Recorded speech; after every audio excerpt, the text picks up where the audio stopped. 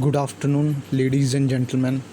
This is Raj Deepak Singh, and as I've told you that this is my new YouTube channel. So in this particular video, as I have promised, that I'm going to give you like best of 45 questions for the management and ethics. So this video is totally dedicated to the 45 question of management and ethics, and this video actually helps you to give you an overview that how you have to prepare for the management and ethics section. Okay, so before starting, I just want to tell you one thing, that this video ये जो video है ये best of 45 है, और ये actually जो है ये मिक्सचर है, ये मिक्सचर ऑफ क्वेश्चंस हैं like for all the topics of management and ethics. ठीक है, सो आपको इस वीडियो से ये मतलब एज अ ओवरव्यू मिल जाएगा कि actually what is the actual syllabus for the management and ethics, and what is the level of the question which are going to be asked in the real exam.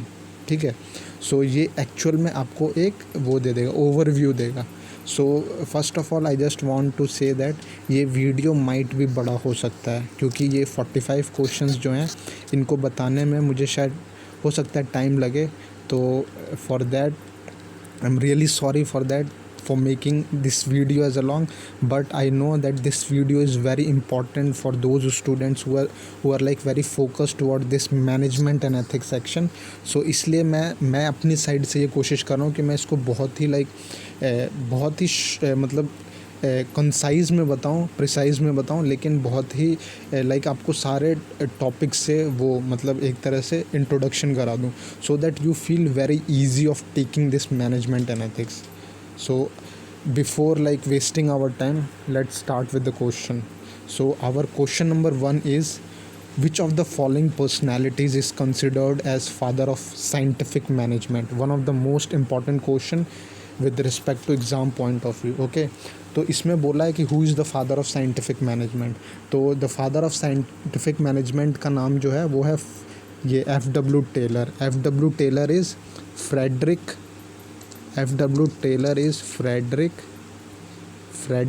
Vinson Taylor. ठीक है, Frederick Vinson Taylor, इन्हें father of scientific management कहा जाता है. और इन्होंने एक book लिखी थी जिसका नाम है प्रिंसिपल ऑफ साइंटिफिक मैनेजमेंट.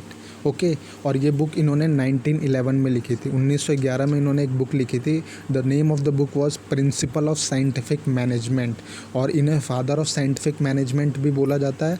और इन्होंने अपने बुक्स में इन्होंने जो 1911 में बुक्स इन्होंने जो वो पब्लिश किया था, इन्होंने अपने बुक्स में इन्होंने मैनेजमेंट के बारे में बताया था, मैनेजमेंट के बारे में मैनेजमेंट एज साइंस बताया था कि मैनेजमेंट का साइंस के साथ क्या कनेक्शन है.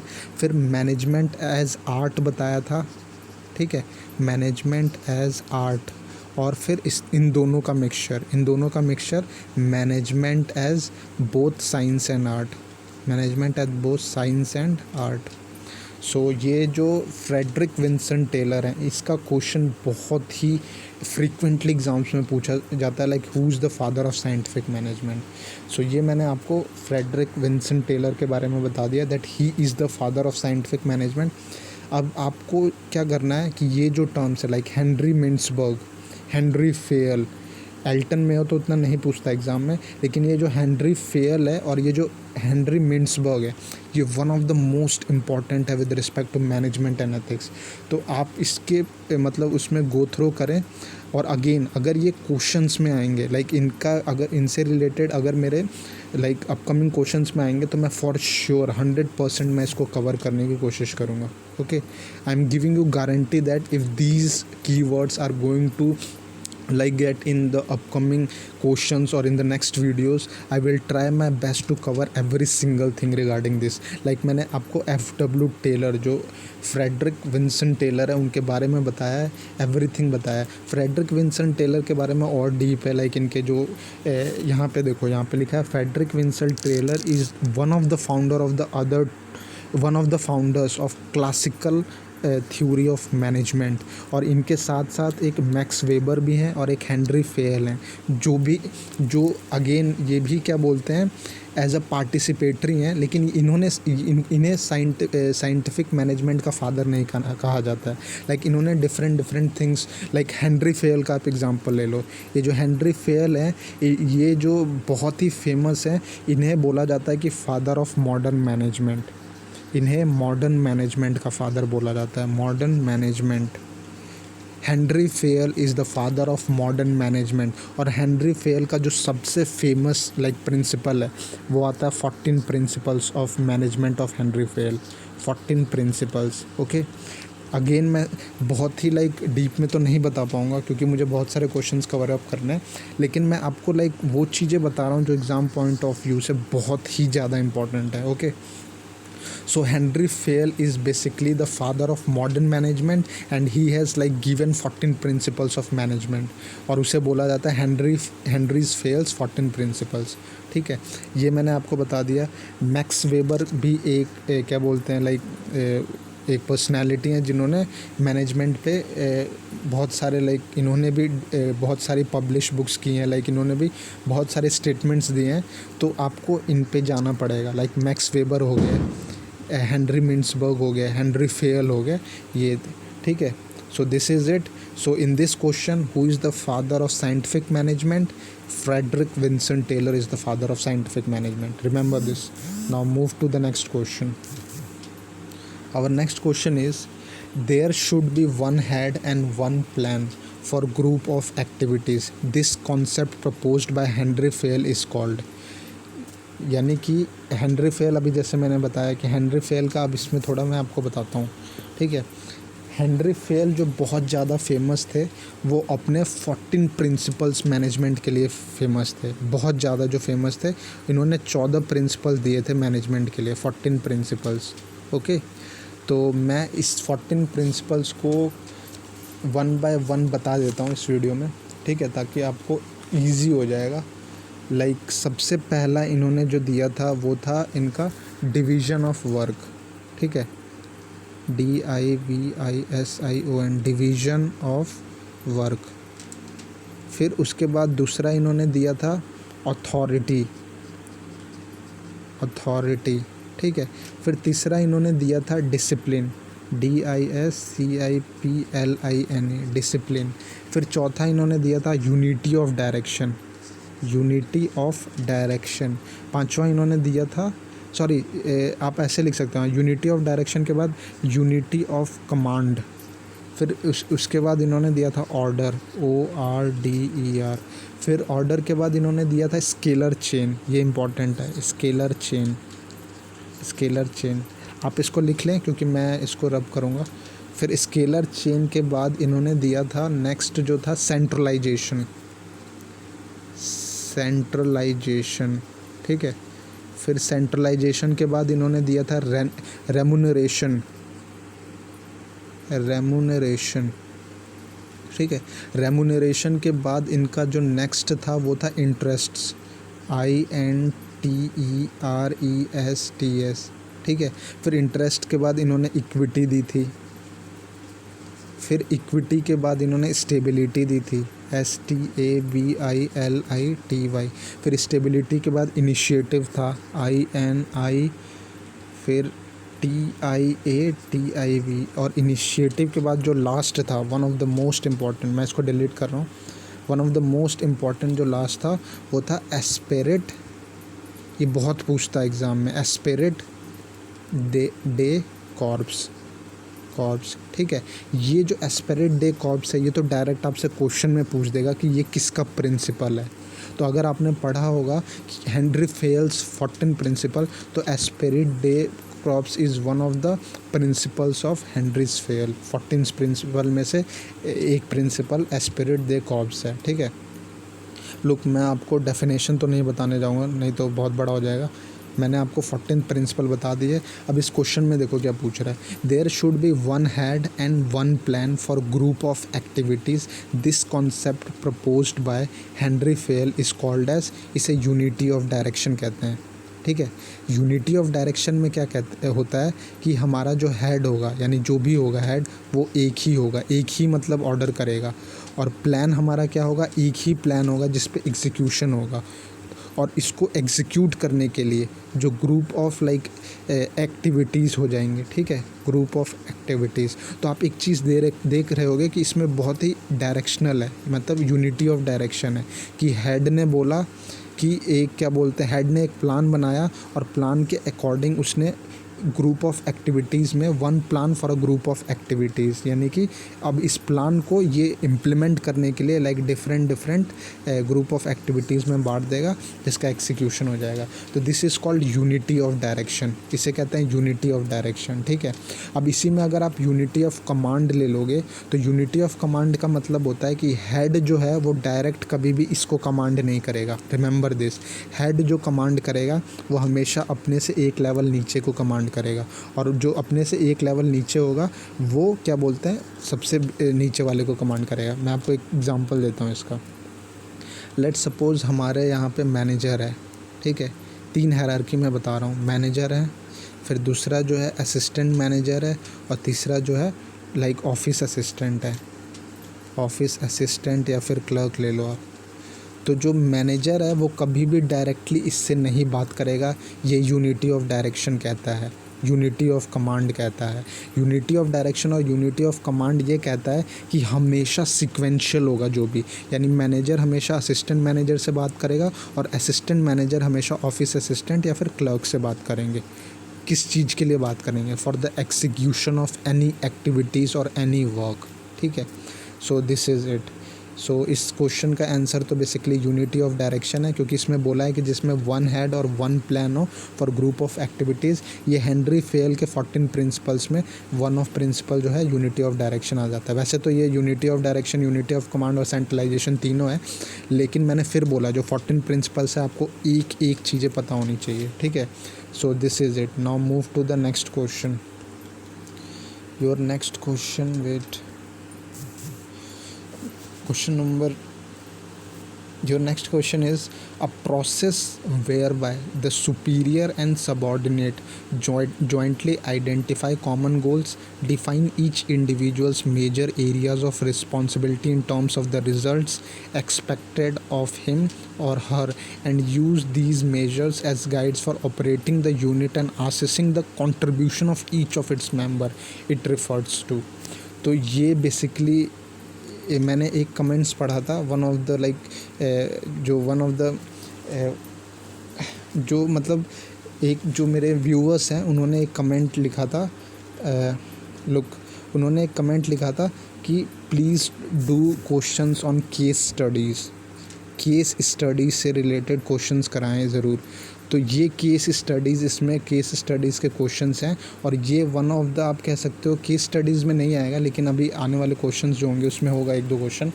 Case study again one of the most important thing है। मैंने जो मतलब क्वेश्चंस देखे हैं उसमें वो 45 क्वेश्चंस में लाइक 6 to 7 या 7 to 8 उनका वेटेज रहता है केस स्टडीज़ का, फॉर श्योर वो पूछते हैं।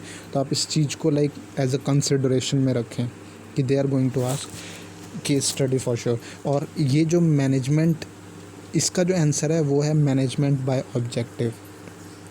अब MBO क्या होता है, मैनेजमेंट बाय ऑब्जेक्टिव को MBO भी कहते हैं, ठीक है, MBO।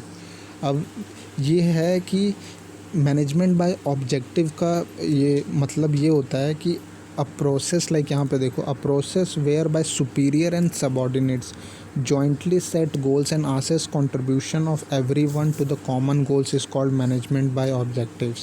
like कि मैनेजमेंट बाय ऑब्जेक्टिव्स का जो अगर आप बेसिक मतलब मेरे से पूछोगे तो यहाँ पे जैसे सुपीरियर हैं, मतलब कि जो ऊंचे वाले पोस्ट पे हैं, और सबऑर्डिनेट मतलब होता है कि जो उनसे नीचे होते हैं, ठीक है। सबऑर्डिनेट मतलब जो एक्चुअल में इम्प्लीमेंटेशन करते हैं कोई भी गोल्स का। तो जब ये जॉइंटली मिल के, ठीक है, जब ये जॉइंटली मिल के किसी एक कॉमन गोल्स को डिफ़ाइन करेंगे for the individual major areas, like in terms of like इन्होंने कोई एक प्लान बनाया मिलके और उसको एग्जीक्यूट करते हैं फॉर द रिज़ल्ट पर्सपेक्टिव, तो उसे कहते हैं हम मैनेजमेंट बाय ऑब्जेक्टिव। यानी कि ये दोनों मिलके किसी एक ऑब्जेक्टिव पे काम कर रहे हैं, ठीक है। तो ये बेसिकली क्या होता है, this is defined as the management by objective, ठीक है।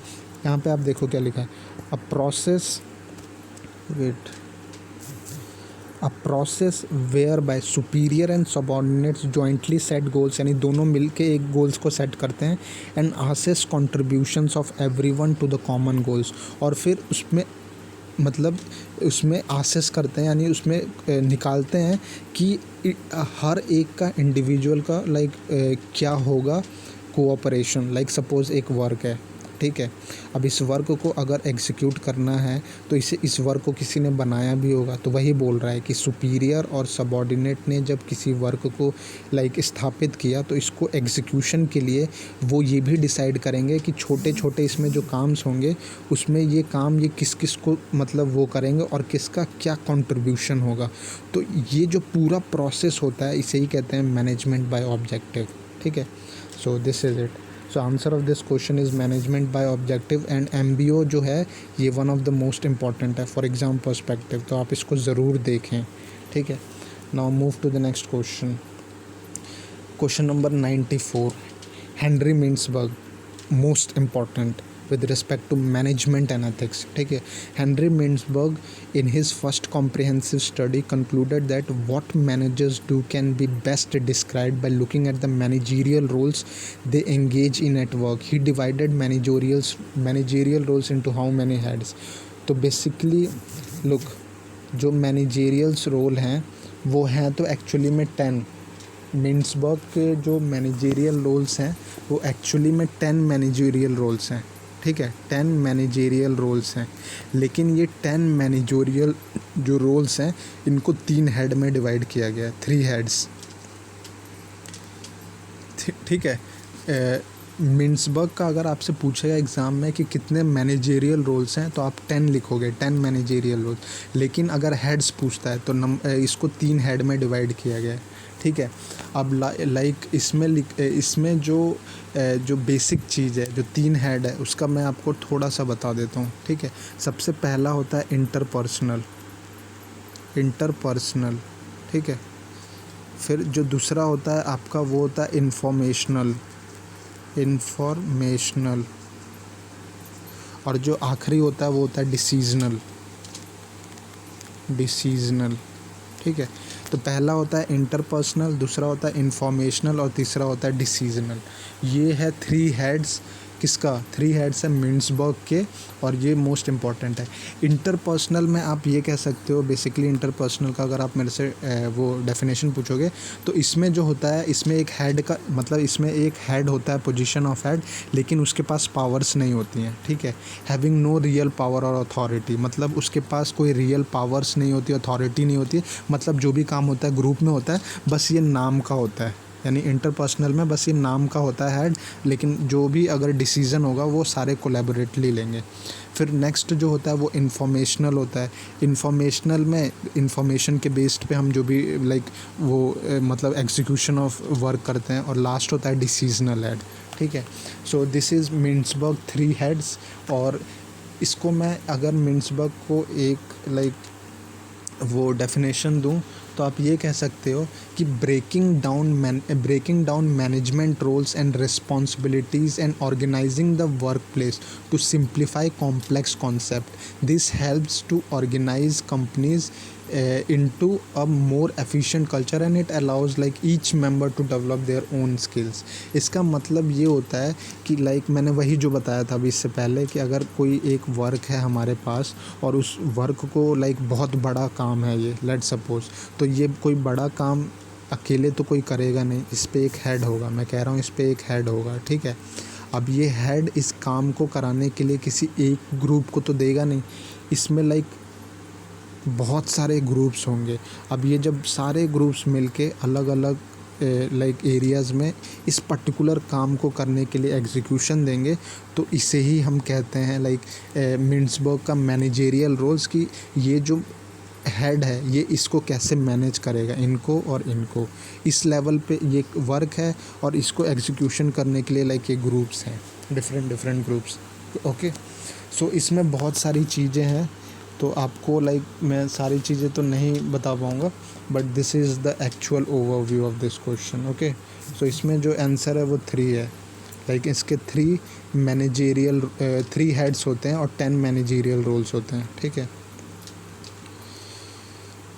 3 रोल्स। ये जो मैंने आपको अभी जो इंटरपर्सनल और इंफॉर्मेशनल डिसीजनल बताया, ये बहुत इंपॉर्टेंट है। आपको इसको पढ़ना पड़ेगा। ठीक है, और इंटरपर्सनल में मैंने आपको एक चीज़ और बताई थी अभी कि इंटरपर्सनल में वो होता है, म्यूचुअल होता है। तो इसमें फिगर हेड होता है, एक लीडर होता है और लाइजियन होता है। लाइजियन का मतलब होता है कि मेल जोल, यानी कि जो भी काम करो आप कंट्रीब्यूशन से, कोऑपरेशन से करो। लाइजियन मतलब आप कह सकते हैं कोऑपरेशन। ठीक है, मेल जोल होता है। और लीडर का तो मैंने आपको बता दिया कि हमेशा एक हेड रहेगा, और फिगर हेड उसके पास कोई एक अथॉरिटी नहीं रहेगी। वो जो भी काम करेगा म्यूचुअल से करेगा, सब मिलके मतलब किसी काम को एग्जीक्यूट करेंगे। तो ये इस क्वेश्चन से रिलेटेड है। Now move to the next question. ठीक है, 95th question. Your question, which of the following function is considered as life spark of the enterprise which sets in motion the action of the people. ठीक है, तो look, सबसे पहले तो मैं आपको मैनेजमेंट का एक बहुत बेसिक रूल बताता हूँ। सबसे जो बेसिक डेफिनेशन होता है, इसके बिना मैनेजमेंट हो ही नहीं सकता। ठीक है, और ये कई बार पूछ देते हैं क्योंकि ये बहुत ही बेसिक क्वेश्चन है, तो बहुत बार एग्ज़ाम्स में इसको पूछ दिया जाता है कि मैनेजमेंट का जो सबसे बेसिक होता है वो क्या होता है। तो लुक, आप ये कह सकते हो function of management.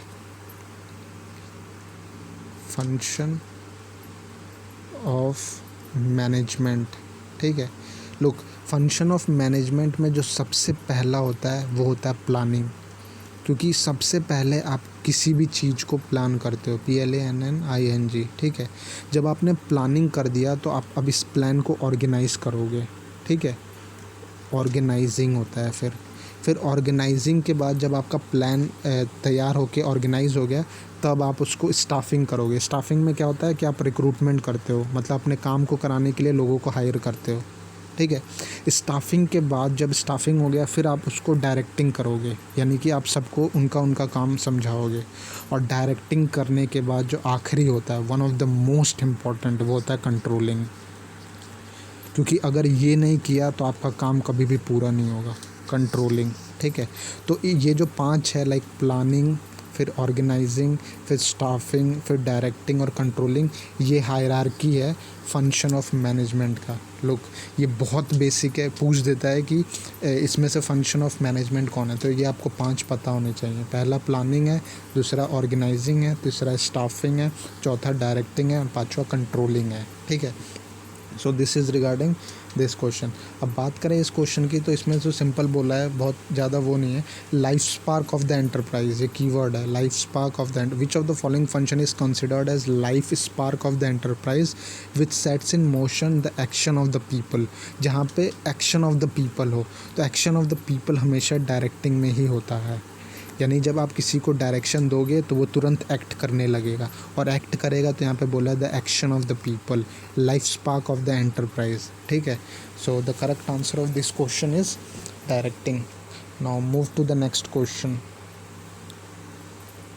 So our next question is, which of the following is a powerful decision making technique used to extract ideas from a group of people? Under this technique, groups are formed and each individual is provided with a platform to explore and express their idea to others. तो इसे basically brain storming कहते हैं। ये तो बहुत basic definition है। Brain storming क्या होता है, अगर ब्रेन स्टॉर्मिंग का ये मतलब होता है कि 10 लोग, लेट सपोज 10 लोग कहीं जाके ग्रुप डिस्कशन करने लगे, तो जहाँ पे 10 लोग, लेट सपोज ये ग्रुप डिस्कशन कर रहे हैं, डिफरेंट यहाँ पे मतलब पीपल्स हैं, वो ग्रुप डिस्कशन कर रहे हैं और कोई एक टॉपिक दे दिया गया, और जो ये टॉपिक पे सबकी राय होगी, जब ये सब एक दूसरे से शेयर करेंगे, तो इस प्रोसेस को ब्रेनस्टॉर्मिंग कहते हैं। ब्रेनस्टॉर्मिंग यानी कि नई नई टेक्निक्स निकल करके आएंगी यहाँ पे, यानी कि ब्रेन एक्चुअली में आपका नए नए आइडियाज़ को डेवलप करेगा। तो यहाँ पे यही पूछा है, powerful decision making technique use to extract ideas from a group of people. क्योंकि जब ये लोग यहाँ पे बात करेंगे तो बहुत सारे आइडियाज़ आएंगे, और जो आइडियाज़ आएंगे उससे रिलेटेड, मतलब ये अगर किसी पे बात करेंगे तो किसी टॉपिक पे बात करेंगे, और वो टॉपिक उनके काम से ही रिलेटेड होगा, और उनके काम से रिलेटेड जो आइडियाज़ आएंगे जब उस पे डिसीज़न होता है तो उसे ही ब्रेनस्टॉर्मिंग कहते हैं। डिसीज़न मेकिंग टेक्निक है ये, ठीक है। So this is regarding this brainstorming. अब ये ब्रेनस्टॉर्मिंग तो मैंने आपको बता दिया। Delphi technique, one of the most important technique, nominal group technique and multi voting, ये बहुत ही फ्रीक्वेंटली एग्ज़ाम्स में पूछे जाते हैं, इसलिए मैं आपको इसमें ज़्यादा तो नहीं बता पाऊँगा, डेफिनेशन बता देता हूँ। देखो, डेल्फी टेक्निक में क्या होता है कि ये एक स्ट्रक्चरल कम्युनिकेशन टेक्निक है। स्ट्रक्चरल यानी कि बहुत ही स्ट्रक्चर्ड है, ठीक है। और इसमें क्या होता है कि एक सिस्टमेटिक इंटरैक्टिव फोरकास्टिंग मेथड है, जो कि टोटली एक पैनल ऑफ एक्सपर्ट्स पे वो होता है। आप समझ लो, जो बड़े बड़े इंटरव्यूज़ होते हैं ना, फेस टू फेस इंटरव्यूज़, जहाँ पे आप कह सकते हो जहाँ पे मीटिंग्स वगैरह होती है, जहाँ पे मीटिंग्स वगैरह नहीं होती, जहाँ पे सारे मेन ऑर्गेनाइजेशंस के क्लाइंट्स बैठे होते हैं और यहाँ पे हेड बैठा होता है, तो उसको हम लोग एक्चुअली में डेल्फी टेक्निक कहते हैं, जहाँ पे फेस टू फेस मीटिंग्स हो, ठीक है। सो ये हो गया डेल्फी टेक्निक्स। अब आपका होता है नॉमिनल ग्रुप टेक्निक। तो इसमें क्या होता है, it is a group process involving problem identification. तो यहाँ पे हम बेसिकली प्रॉब्लम को आइडेंटिफाई करते हैं, फिर उसको सॉल्यूशन के लिए काम करते हैं, और फिर उस पर डिसीज़न मेकिंग करते हैं। तो इसमें जो क्या होता है नॉमिनल ग्रुप टेक्निक में, इसमें डिसीज़न बहुत ही क्विकली लिया जाता है, और इसमें हम लोग किसी भी काम को करने के लिए बहुत सारे डिफरेंट ग्रुप्स ऑफ साइज़ बना देते हैं नॉमिनल ग्रुप टेक्निक में, और सबके सजेशंस को कंसिडर करके उसे सीक्वेंशली अरेंज करते हैं, ठीक है। इसमें हम सबके सजेशंस को वो महत्व देते हैं। इस ग्रुप ने जो सजेशन दिया होगा, इस ग्रुप ने जो सजेशन दिया होगा, इस ग्रुप ने जो, सबके सजेशन को कंसिडर करते हुए जो लास्ट में एक डिसीज़न होगा, वो नॉमिनल ग्रुप टेक्निक होता है, यानी कि सबका कंट्रीब्यूशन हो, ठीक है। Multi voting, one of the most important. Multi voting क्या होता है, इसको भी मैं आपको बता देता हूँ कि इसमें जो हो जाता है मल्टी वोटिंग, मल्टी से मतलब होता है कि बहुत सारे वोटिंग। तो लेट सपोज़ मैं ये कह रहा हूँ कि अगर कोई एक वर्क दिया हुआ है, ठीक है, और सब लोग मिल करके एक डिसीज़न पे पहुँचे, नहीं मैं कह रहा हूँ अगर एक ये उस वर्क का एक ये पार्ट है, ठीक है, एक आइडिया है उसको करने का, और यहाँ पे डिफरेंट ग्रुप्स बैठे हैं, और डिफरेंट ग्रुप्स में डिफरेंट मतलब उसके वो पर्सन्स बैठे हैं, मतलब इस ग्रुप में ये हैं, इस ग्रुप में ये हैं, ठीक है। अब मल्टी वोटिंग में क्या होता है कि ये आइडिया लेट सपोज आ चुका है, ठीक है, सबके द्वारा, यानी मिक्सचर होगा, लेकिन इसमें कुछ लोग इससे एग्री करेंगे, कुछ लोग इससे डिसएग्री करेंगे। तो मल्टी वोटिंग में क्या होता है कि जो सबसे 50 जो मतलब सबसे मिला करके, मतलब सबकी सहमति से जो आइडियाज़ को हम लोग इम्प्लीकेट करते हैं, इम्प्लीमेंट करते हैं फॉर द टास्क, तो उसे ही कहते हैं मल्टी वोटिंग, यानी कि मेजॉरिटी। मल्टी वोटिंग का आप ये मतलब समझ सकते हो कि मेजॉरिटी, ठीक है, मेजॉरिटी जो बोलेगा वही होगा मल्टी वोटिंग, ठीक है। इसमें अब मैं एक डेफिनेशन कह सकता हूँ कि multi voting is preferable to straight voting because it allows an item that is favoured by all. Again, it allows an item that is favoured by all is called multi voting, ठीक है। तो look, इस question में मैंने Delphi technique आपको बता दिया, बहुत ही मतलब बहुत डीप में तो नहीं बताया, लेकिन हाँ डेफिनेशन बता दिया। ब्रेनस्टॉर्मिंग तो कराई दिया, nominal group technique and multi voting. Again I am saying this 4 are most important for the exam perspective. Move to the next question. तो our next question is which of the following concepts introduces the specialization in doing task at a lower levels। तो इसमें भी मैं आपको बता देता हूँ, ठीक है। लुक, कॉन्सेप्ट ये फंक्शनल फॉर्मैनशिप होता है। अब ये भी बहुत ही इम्पॉर्टेंट कीवर्ड है। फंक्शनल फॉर्मेनशिप क्या होता है बेसिकली, यहाँ पे देखो, functional foremanship it is an extension of the principle of division of work and specialisation. The term functional foremanship means separation of planning from execution, ठीक है, separation of planning from execution. Each worker is supervised by various specialist. For this Taylor suggest that under the factory manager there is a planning in charge and production. अब इसको मैं बहुत ही अच्छे से आपको बताता हूँ।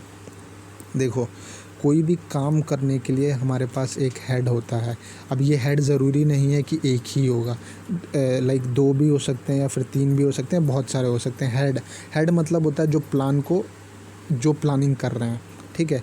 अब इस प्लानिंग को एग्जीक्यूट करने के लिए ये एक क्या बोलते हैं, प्लान तैयार करते हैं, जिसे हम लोग कहते हैं ऑर्गेनाइजिंग, जहाँ पे ये, या फिर आप कह सकते हो ऑर्गेनाइज करके फिर स्टाफिंग करते हैं। अब स्टाफिंग में ये लोग रिक्रूटमेंट करते हैं, लाइक अलग अलग ग्रुप्स में, मतलब जिस फील्ड में जो वर्कर्स चाहिए। लेट सपोज ये कोई और फील्ड है, ये कोई दूसरा फील्ड है, कोई दूसरा फील्ड है, कोई दूसरा फील्ड है, और ये कोई दूसरा फील्ड, और ये सारे फील्ड इस पर्टिकुलर काम के लिए यूज़ होंगे, ठीक है। अब देखो, ये जो फील्ड होगा ये किसी मतलब ये इस काम को करने के लिए किसी चीज़ में स्पेशलाइज्ड होगा, ये किसी एक डिफरेंट फील्ड में स्पेशलाइज्ड होगा, ये स्पेशलाइज्ड होगा, मतलब ये पांचों स्पेशलाइज्ड होंगे इस काम को करने के लिए, ठीक है। अब फंक्शनल फॉर्मेनशिप में क्या होता है कि ये जो स्पेशलाइजेशन होता है इस ग्रुप का, इस ग्रुप का, इस ग्रुप का, इस ग्रुप का और इस ग्रुप का, ये यूनिक होता है, मतलब अलग अलग होता है। तो जब इसका एग्जीक्यूशन होगा, यानी कि जब ये हेड मैनेजर को बोलेगा कि इस काम को करने के लिए इन वर्कर्स को मतलब बोलो कि अपने अपने फील्ड में काम करें, तो ये बेसिकली जो होता है फंक्शनल फॉर्मेनशिप होता है, जिसमें हर एक ग्रुप का अलग स्पेशलाइजेशन होता है, और जब इसका एग्जीक्यूशन होता है तो हमारा रिज़ल्ट निकलता है, और वही रिज़ल्ट क्या बोलते हैं, हमें आउटपुट देता है with respect to our work. तो functional foremanship is nothing but like a supervision show that each worker having their different specialization can contribute to a single work. Okay, so this is the one of the good keyword I can say that, और बहुत ही important keyword है ये functional foremanship। ये exams में बहुत ही पूछता है, ठीक है। और ये डिवीजन ऑफ लेबर, सेंट्रलाइजेशन, और ये तो मैंने आपको इसमें 14 प्रिंसिपल ऑफ लाइक जो भी 14 प्रिंसिपल्स था उसमें बताया था मैंने आपको, जो अभी प्रीवियसली डिस्कस किया है, ठीक। So now move to the next question. मैंने आपको हेनरी फेयल्स में बता दिया ना ये डिवीजन ऑफ लेबर सेंट्रलाइजेशन। तो अब move to the next question, question number 98। Wait, so our next question is a way of communication between employees from different organizational units and from different hierarchy level is called diagonal communication। इसे diagonal कहते हैं। लोग diagonal communication कहते हैं जहाँ पे different organisation units और different hierarchy levels में कम्युनिकेशन, उसे डायगोनल कम्युनिकेशन कहते हैं। देखो, कम्युनिकेशन लाइक बहुत सारे होते हैं, लेकिन जो मेन है वो है, एक डाउनवर्ड कम्युनिकेशन होता है, एक अपवर्ड कम्युनिकेशन होता है, एक लैटरल कम्युनिकेशन होता है, एक डायगोनल कम्युनिकेशन होता है, एक हॉरिजॉन्टल कम्युनिकेशन होता है, हॉरिजॉन्टल, एक वर्टिकल कम्युनिकेशन होता है, ठीक है, एक वर्टिकल कम्युनिकेशन। तो ये 6 जो कम्युनिकेशन है ये बहुत एग्जाम्स में पूछते हैं। तो पहला एक डाउनवर्ड हो गया, अपवर्ड हो गया, लेटरल हो गया, डायगोनल हो गया, हॉरिजॉन्टल हो गया और वर्टिकल कम्युनिकेशन हो गया, ठीक है। अब देखो, मैं एक एक करके एक लाइन में बता देता हूँ, क्योंकि बहुत डीप में नहीं बता पाऊँगा, नहीं तो वीडियो बहुत बड़ा हो जाएगा। ऐसे ही बहुत सारे क्वेश्चन कवर करने हैं हमें इस वीडियोज़ में। डाउनवर्ड कम्युनिकेशन क्या होता है? डाउनवर्ड कम्युनिकेशन में जो होता है टॉप टू बॉटम अप्रोच होता है, यानी कि जो भी हमारा ऑर्डर आएगा वो टॉप टू बॉटम आएगा, ठीक है। यानी कि जो भी हमारा लाइक विद रिस्पेक्ट टू कोई वर्क है, इसको मैं एक एक करके आपको एक एग्जांपल से समझा देता हूँ, ठीक है। तो लोग, लेट सपोज कि ये हमारा हेड है, कोई हेड ऑफ ऑर्गेनाइजेशन है, और ये उसके मैनेजर्स हैं, ठीक है। और ये इन मैनेजर्स के पास बहुत सारे लाइक अलग अलग ग्रुप्स में वर्कर्स हैं, ये वर्कर्स हैं, ठीक है, ये वर्कर्स हैं। डाउनवर्ड कम्युनिकेशन में क्या होता है बेसिकली कि ये जो ऑर्डर आएगा हमारा हेड इसको कम्युनिकेट करेगा, ये इसको कम्युनिकेट करेगा, डाउनवर्ड कम्युनिकेशन हो गया। अपवर्ड कम्युनिकेशन में क्या होगा कि नीचे से बॉटम टू टॉप, मतलब ऑर्डर नहीं जाएगा, लाइक फीडबैक जाएगा, फीडबैक होता है, फीडबैक, ठीक है, ये अपवर्ड कम्युनिकेशन होता है। अपवर्ड कम्युनिकेशन जो होता है वो लाइक आप कह सकते हो कि एक तरह से इसको एग्ज़ाम्स में बहुत ज़्यादा ही पूछा जाता है, ठीक है। और अपवर्ड कम्युनिकेशन को हम लोग वर्टिकल कम्युनिकेशन भी कहते हैं, ठीक है, also known as vertical communication. अभी मैंने बोला था कि हॉरिजॉन्टल और वर्टिकल भी होते हैं ना, तो अपवर्ड कम्युनिकेशन हमारा लाइक वर्टिकल कम्युनिकेशन भी होता है, और ये एग्ज़ाम्स में बहुत फ्रीक्वेंटली पूछा जाता है, इसलिए मैं बोल रहा हूँ vertical communication is also known as upward communication. Okay, now upward communication में क्या होता है, बॉटम टू टॉप अप्रोच होता है, ये दो मैंने बता दिया आपको। अब आता है लेटरल कम्युनिकेशन। लेटरल कम्युनिकेशन क्या होता है कि लेटरल कम्युनिकेशन में आप ये कह सकते हो कि इसका जो एक मैं डेफिनेशन बोल देता हूँ कि इसमें ये हो जाएगा लेटर कौन, एक्सचेंज या फिर शेयरिंग ऑफ इंफॉर्मेशन, आइडियाज़ और feelings between people with in a community, ठीक है, between people with in a community.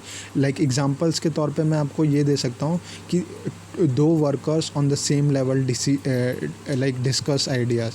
इसका मतलब कि ये होता है लेटरल कम्युनिकेशन में कि इसको मैं आपको एग्जांपल देता हूँ कि प्राइम मिनिस्टर जो है वो प्राइम मिनिस्टर से बात करेगा, मैनेजर जो है वो मैनेजर से बात करेगा, वाइस प्रेसिडेंट जो है वो वाइस प्रेसिडेंट से बात करेगा, यानी कि अपने लेवल पे जो बात करता है उसे लेटरल कम्युनिकेशन कहते हैं। इसमें आप देख रहे होगे कि इसका लेवल और इसका लेवल सेम है, मैनेजर का मैनेजर के साथ बात कर रहा है, वाइस प्रेसिडेंट जो भी सेल्स होते हैं पर्सन वो सेल्स के साथ बात करते हैं, तो ये लेटरल कम्युनिकेशन में आता है, ठीक है, जिसमें जो उनके लेवल्स होते हैं वो सेम होते हैं। डायगोनल कम्युनिकेशन क्या होता है, ये बहुत इम्पॉर्टेंट है diagonal communication.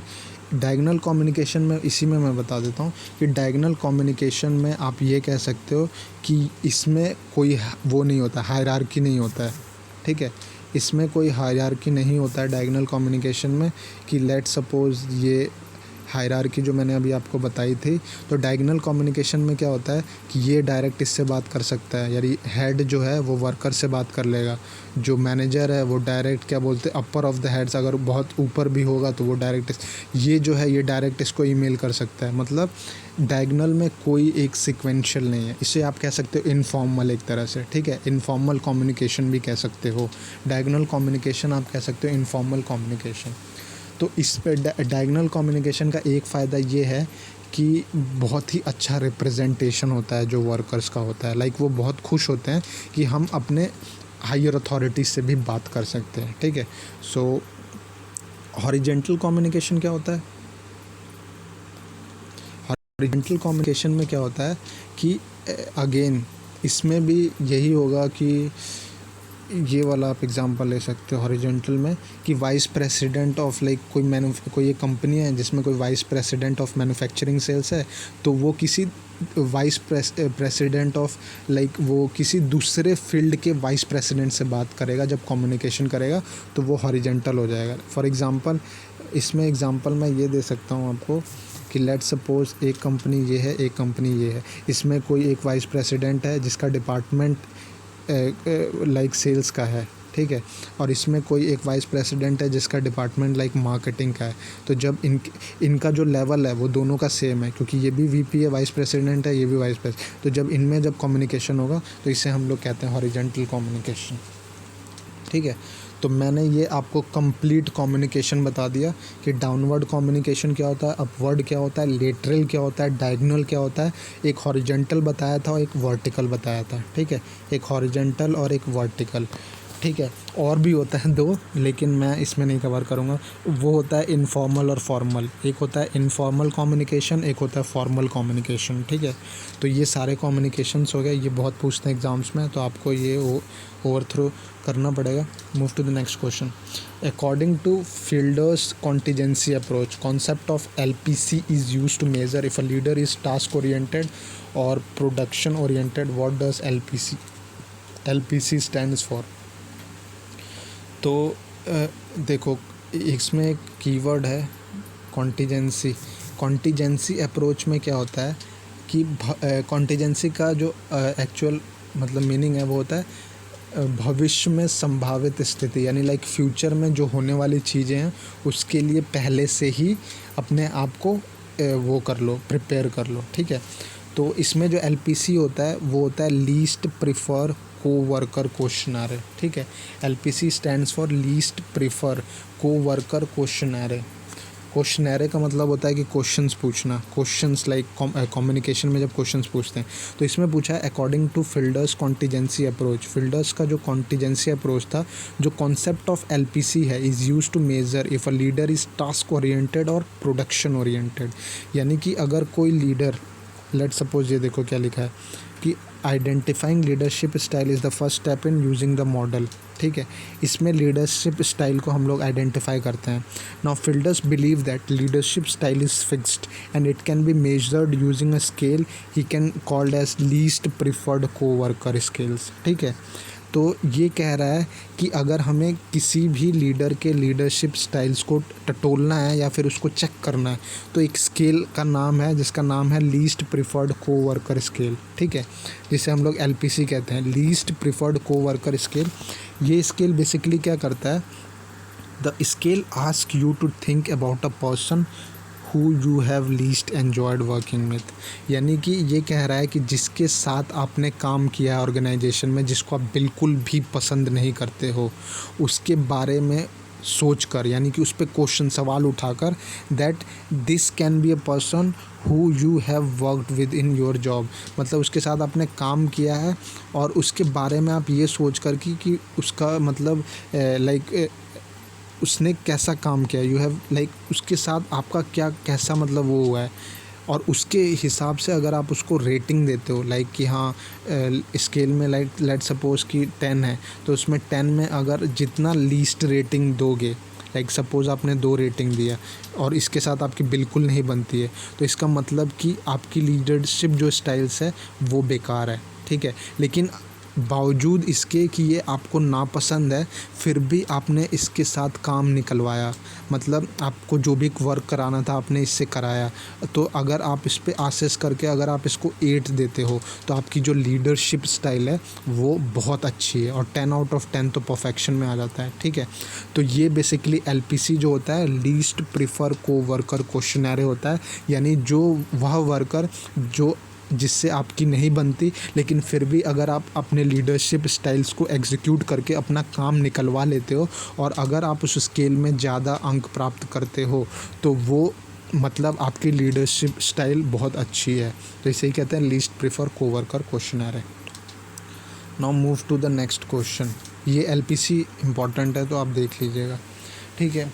Now next question is your WM Deming suggested 4-step model to implement TQM in the organization. Which of the following represent the model? तो ये PDCA साइकिल होता है एक। PDCA साइकिल क्या कहता है, एक second. PDCA cycle question number with your management and ethics, question number 99 ये हो चुका था। हाँ, PDCA cycle, the Deming wheel, इसको PDCA साइकिल को हम लोग डेमिंग व्हील भी कहते हैं, ठीक है। PDCA cycle is also called as the Deming wheel, ठीक है। अब PDCA साइकिल में क्या होता है, PDCA साइकिल में क्या होता है, सबसे पहला होता है प्लान, ठीक है, फिर दूसरा होता है डू, फिर तीसरा होता है चेक, और फिर चौथा होता है एक्ट, ठीक है। तो WM डेमिंग की जो इन्होंने लाइक इसको मैं आपको बहुत अच्छे से बता देता हूँ, क्योंकि ये एग्ज़ाम्स में पूछता बहुत है, ठीक है। सबसे पहले तो WM डेमिंग जो है उसे हम लोग कहते हैं Deming wheel, DEMING, Deming wheel, ठीक है। और इसे ही हम लोग कहते हैं Deming cycle, DEMING, Deming cycle. और ये इन्होंने 1950 में इसको बताया था, 1950 में इसको बताया था, ठीक है। अब ये इस पे डिपेंड करता है, PDCA पे मतलब बेस्ड है। PDCA में क्या होता है, सबसे P फॉर होता है प्लान, ठीक है, P for plan. Now D for होता है आपका डू, फिर आपका नेक्स्ट होता है C फॉर होता है चेक, और फिर नेक्स्ट होता है एक्ट, ए फॉर एक्ट, ठीक है। तो ये आपका PDCA होता है। और ये जब पहले आप प्लान करते हो, फिर उसको आप इम्प्लीमेंट करते हो, फिर उसको आप चेक करते हो, फिर उसको आप एक्ट करते हो, मतलब उस पर एग्जीक्यूट करते हो। और ये आप साइकिल को बार बार चलाते हो, यानी कि जब एक्ट तक पहुंच गए फिर वापस प्लान पे जाओगे, फिर उसको डू, फिर चेक, फिर एक्ट। ये साइकिल करने से क्या होता है कि जो भी आप काम कर रहे हो इसको फॉलो करके, मतलब PDCA जो भी है मॉडल को फॉलो करके, तो आपका जो वर्क होता है वो बहुत ही एफिशिएंट होता है, यानी बहुत ही अच्छा आउटपुट देता है इसमें, ठीक है। तो ये बेसिकली डेमिंग व्हील और डेमिंग साइकिल है। ये 4 स्टेप मॉडल है और यही होता है इम्प्लीमेंट, 4 स्टेप मॉडल को इम्प्लीमेंट किया जाता है in the TQM in the organisation, ठीक है, TQM in the organization. So now we have to move to the next question. Again I am saying PDCA is most important. Okay, Deming wheel या फिर Deming cycle कहा जाता है इसे, PDCA, ठीक है। Now move to the next question. The process in which manager make top down assessment and rating performance of their subordinates in a meeting is called as performance appraisal. Performance appraisal में क्या होता है कि ये top down assessment होता है, यानी कि जो आपका हेड होता है वो जो भी उसके मैनेजर्स होते हैं, जो भी उसके वर्कर्स होते हैं, वो उनकी परफॉर्मेंस को वो करता है, चेक करता रहता है हर एक लेवल पे, तो उसे ही परफॉर्मेंस अप्रेजल कहते हैं, ठीक है। परफॉर्मेंस अप्रेजल डेफिनेशन में देख लो आप, the performance in which manager make top down assessment and rating performance of their subordinates in their meeting is called as performance appraisal. यानी कि जो भी वर्कर्स हैं वो कैसा काम कर रहे हैं वो बेसिकली परफॉर्मेंस अप्रेजल देखता है। Now move to the next question. Question number 102 is, which of the following concept says that the consumer will favor those products that are available widely at low cost?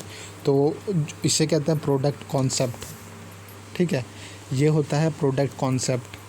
ये क्या होता है? Product concept. इसमें पूछा है concept says that the consumer will favour those product, यानी consumer उस product को फेवर करेगा जिसकी कॉस्ट लो है, ठीक है। तो इसे कहते हैं product cost concept. Like this concept is the oldest of the concept in business.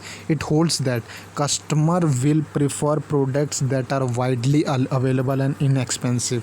Like let suppose आपके मार्केट आप सब्ज़ी खरीदने जाते हो, तो अगर आलू का दाम लाइक 40 पर केजी चल रहा हो और अगर वो 20 केजी में मिलने लगे तो इसको लोग ज़्यादा खरीदेंगे, मतलब इसको, क्योंकि इसका दाम कम हो गया। तो यही होता है प्रोडक्ट कॉन्सेप्ट, ठीक है। जहाँ पे रेट कम वहाँ पे माल ज़्यादा बिकने लगेगा, और ये कॉन्सेप्ट प्रोडक्ट कॉन्सेप्ट कहलाता है, ठीक है। So we have done this. एक चीज़ मैं इसमें और ऐड करना चाहूँगा। लुक, प्रोडक्ट कॉन्सेप्ट तो मैंने आपको बता दिया, आपको ये भी पता होना चाहिए सेलिंग कॉन्सेप्ट क्या होता है, आपको ये पता होना चाहिए प्रोडक्शन कॉन्सेप्ट क्या होता है, मार्केटिंग कॉन्सेप्ट क्या होता है। Look, I am not going to tell you every single thing in this video because I have to cover more questions. So move to the next question. So our next question is, which of the following is true with regards to bin card. तो bin card basically quantity based होते हैं सिर्फ, ठीक है। It records quantity only. Bin card का मतलब होता है कि एक ऐसा कार्ड जिसमें लेट सपोज आप FCI में काम कर रहे हो, फूड कॉरपोरेशन ऑफ इंडिया। तो फूड कॉरपोरेशन ऑफ इंडिया में लाइक स्टॉकिंग होता है कि जो भी हमारे फूड्स होते हैं उनको स्टॉक किया जाता है। तो उसमें आप किसी एक ऑर्गेनाइजेशन FCI में काम कर रहे हो, तो उसमें बिन कार्ड में क्या होता है कि कई सारे कॉलम्स होते हैं, ठीक है, बहुत सारे कॉलम्स होते हैं। उसमें ये क्वांटिटीज़ को लाइक वो करते हैं, अपडेट करते हैं कि हमारे गोदाम में कितना फूड आया, कितना फूड गया, कितना फूड बचा है, कितना मतलब लाइक डैमेज नहीं है, कितने अच्छे हैं, और उसकी क्या बोलते लाइक आप कह सकते हो कि क्वालिटी कैसी है। लाइक इस चीज़ को जब हम एक कार्ड में रिप्रेजेंट करते हैं तो इस कार्ड को हम लोग क्या कहते हैं? बिन कार्ड कहते हैं, ठीक है। ये कार्ड को हम लोग बिन कार्ड कहते हैं। Remember this, one of the most important question with respect to Food Corporation of India, क्योंकि ये बिन कार्ड ज़्यादातर लाइक आप समझ सकते हो कि इसका यूज़ कितना होगा, मतलब FCI में, फूड कॉरपोरेशन ऑफ इंडियाज़ में, ठीक है। So move to the next question. तो इस क्वेश्चन का जो करेक्ट आंसर है कि ये क्वांटिटी को रिकॉर्ड करने के लिए यूज़ होता है, वैल्यू को नहीं। वैल्यू नहीं होता है इसमें, रिमेंबर दिस, वैल्यू नहीं होगा। ये सिर्फ क्वांटिटी को रिकॉर्ड करने के लिए होता है, जैसा कि मैंने आपको बताया। Move to the next question. तो ये तो डायरेक्ट क्वेश्चंस है कि एवरेज स्टॉक लेवल को कैसे कैलकुलेट करते हैं, उसका फॉर्मूला क्या है।